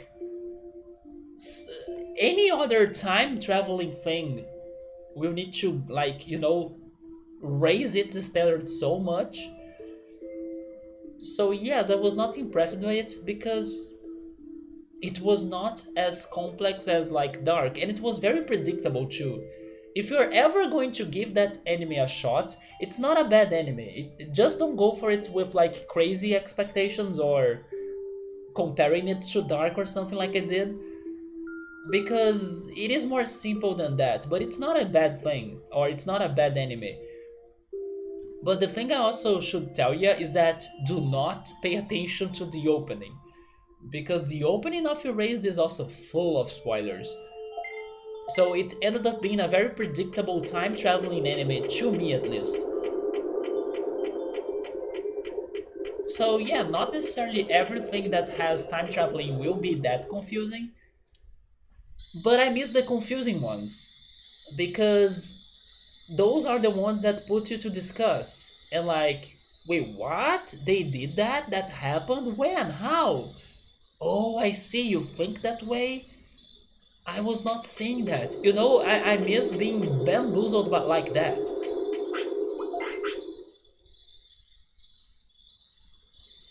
And in the end, even when there was like not an 100% answer to what the heck was going on in those games, I had an 100% certain, or I was 100% certain that those games were something else. Like, I would take forever to find games like them. That's also why Chrono Cross is one of my favorite games I have played on stream.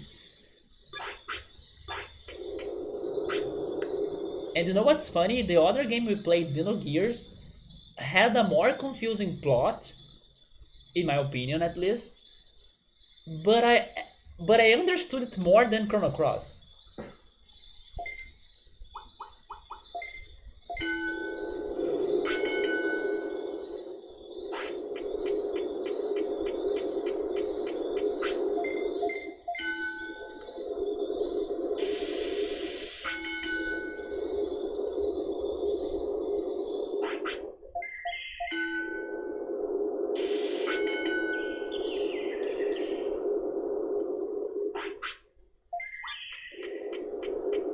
Have you guys ever played or watched the anime for...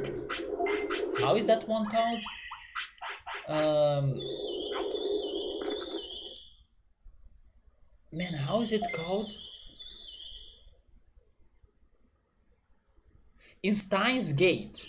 Yeah, have you guys ever played or watched the anime for Steins Gate?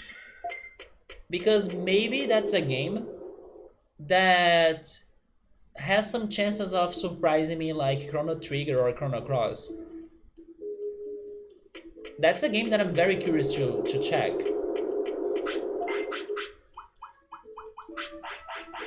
You have not bookmark? I hope it's good. Like, it is about time traveling too, it may have multiple ends and stuff. I have heard good things about it. And all of those things made me very curious to first play the games and then maybe next watch the anime.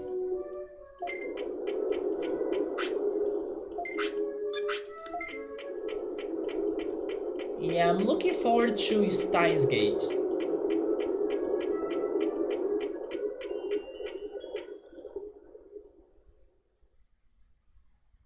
It was good for its time. There we go, Yoda played it or watched it.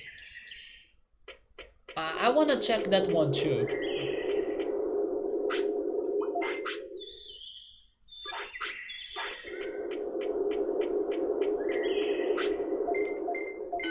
I really think I will never have another game experience like Chrono Cross or Chrono Trigger because, like I just said, those games are beyond everything else. Like, they are kind of a very unique experience, in my opinion. But that doesn't mean that I can't find other games that are also very good, right? Or time traveling or very complex plot games that are also very good. Full of plot twists, full of confusion and discussions. I'm actually expecting Suikoden to be like that too. Because I think that people say that Suikoden's plot is very surprising and somewhat complicated, or let's say complex. But then I think it's like that because of the amount of characters you have in the game. That's the same about Chrono Cross as well, because Chrono Cross has a bunch of characters. So I also have some high hopes for Suikoden. There is also 13 Sentinels. I heard of that before. Isn't that the Atlas game? Yeah, isn't it the recent Atlas game? It looks good.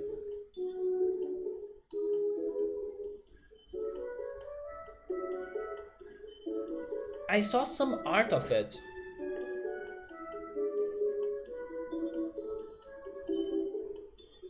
It is by Atlas. It is the game that I was thinking.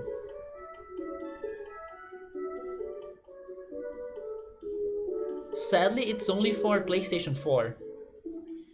If this game ever gets on Steam, I should try it.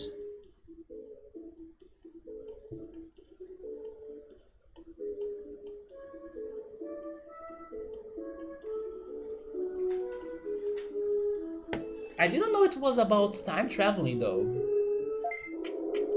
Or maybe it's just a complex game.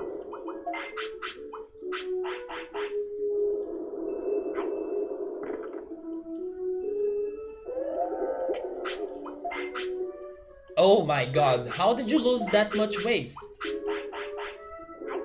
Although guys, I think I will need to stop the stream now. I was hoping for 1 month to digivolve in time, but... How old are you?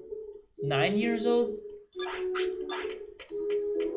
Okay, I will try for maybe 5 more minutes. But I think she's going to take more days to digivolve.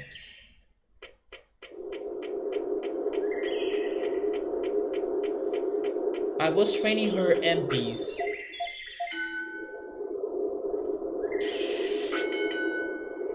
It's similar to Dark? Well, You know that you are raising the bar of 13 sentinels very high, right?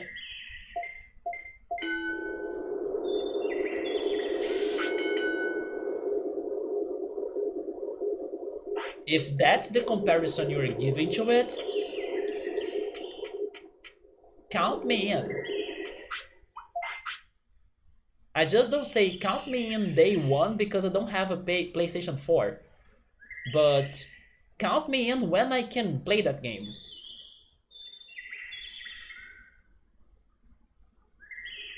So I got the MPs to 4000. I need to make you kinda heavier.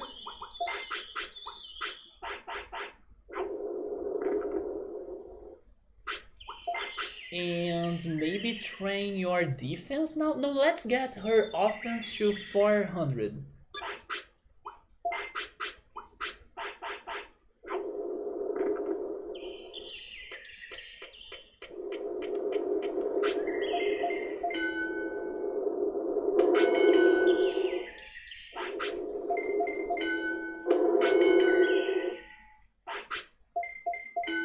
But just like Chrono Trigger and Chrono Cross, there will never be a series like Dark. Never. It's its own thing. It's ahead of its time. It's fantastic. I'm really excited for the next series that the director of Dark is working on, although it's going to be a horror, right? A horror series. It won't be only sci-fi and drama series like Dark. It will be more horror and suspense. I'm really excited for it, but I doubt it will be as good as Dark. Which is okay. We can't also expect, I don't know, the best of quality every time from everybody. But I know it's going to be good too.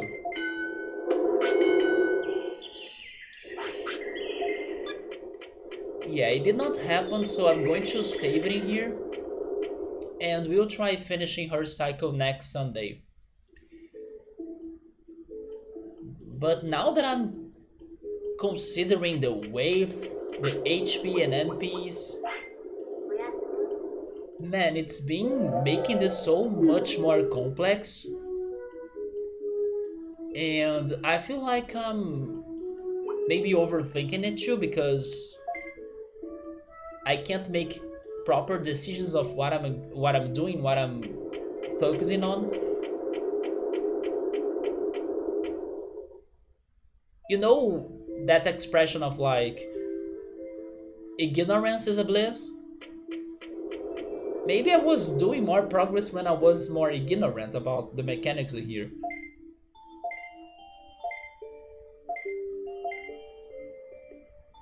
But yeah, guys, that's going to be it. Sadly, we did not get any sort of progress tonight, but we started with Tyrannomon, so come on. We could only expect bad things out of that, right? But let's see, hopefully next Sunday we can get maybe a new ultimate or an ultimate that can learn something new. Or in the next cycle another... Maybe we should go for Elecmon next. I was about to say like another Angelmon cycle. No, let's go for Elecmon next. Forget Patamon for a while. But yeah guys, thank you so much for stopping by. I hope you guys have a great week and also a very good night. Go get some dinner if you haven't eaten as well because I'm going to make my egg, ham and cheese sandwiches right now. That's going to be good. So take care, stay safe and good night.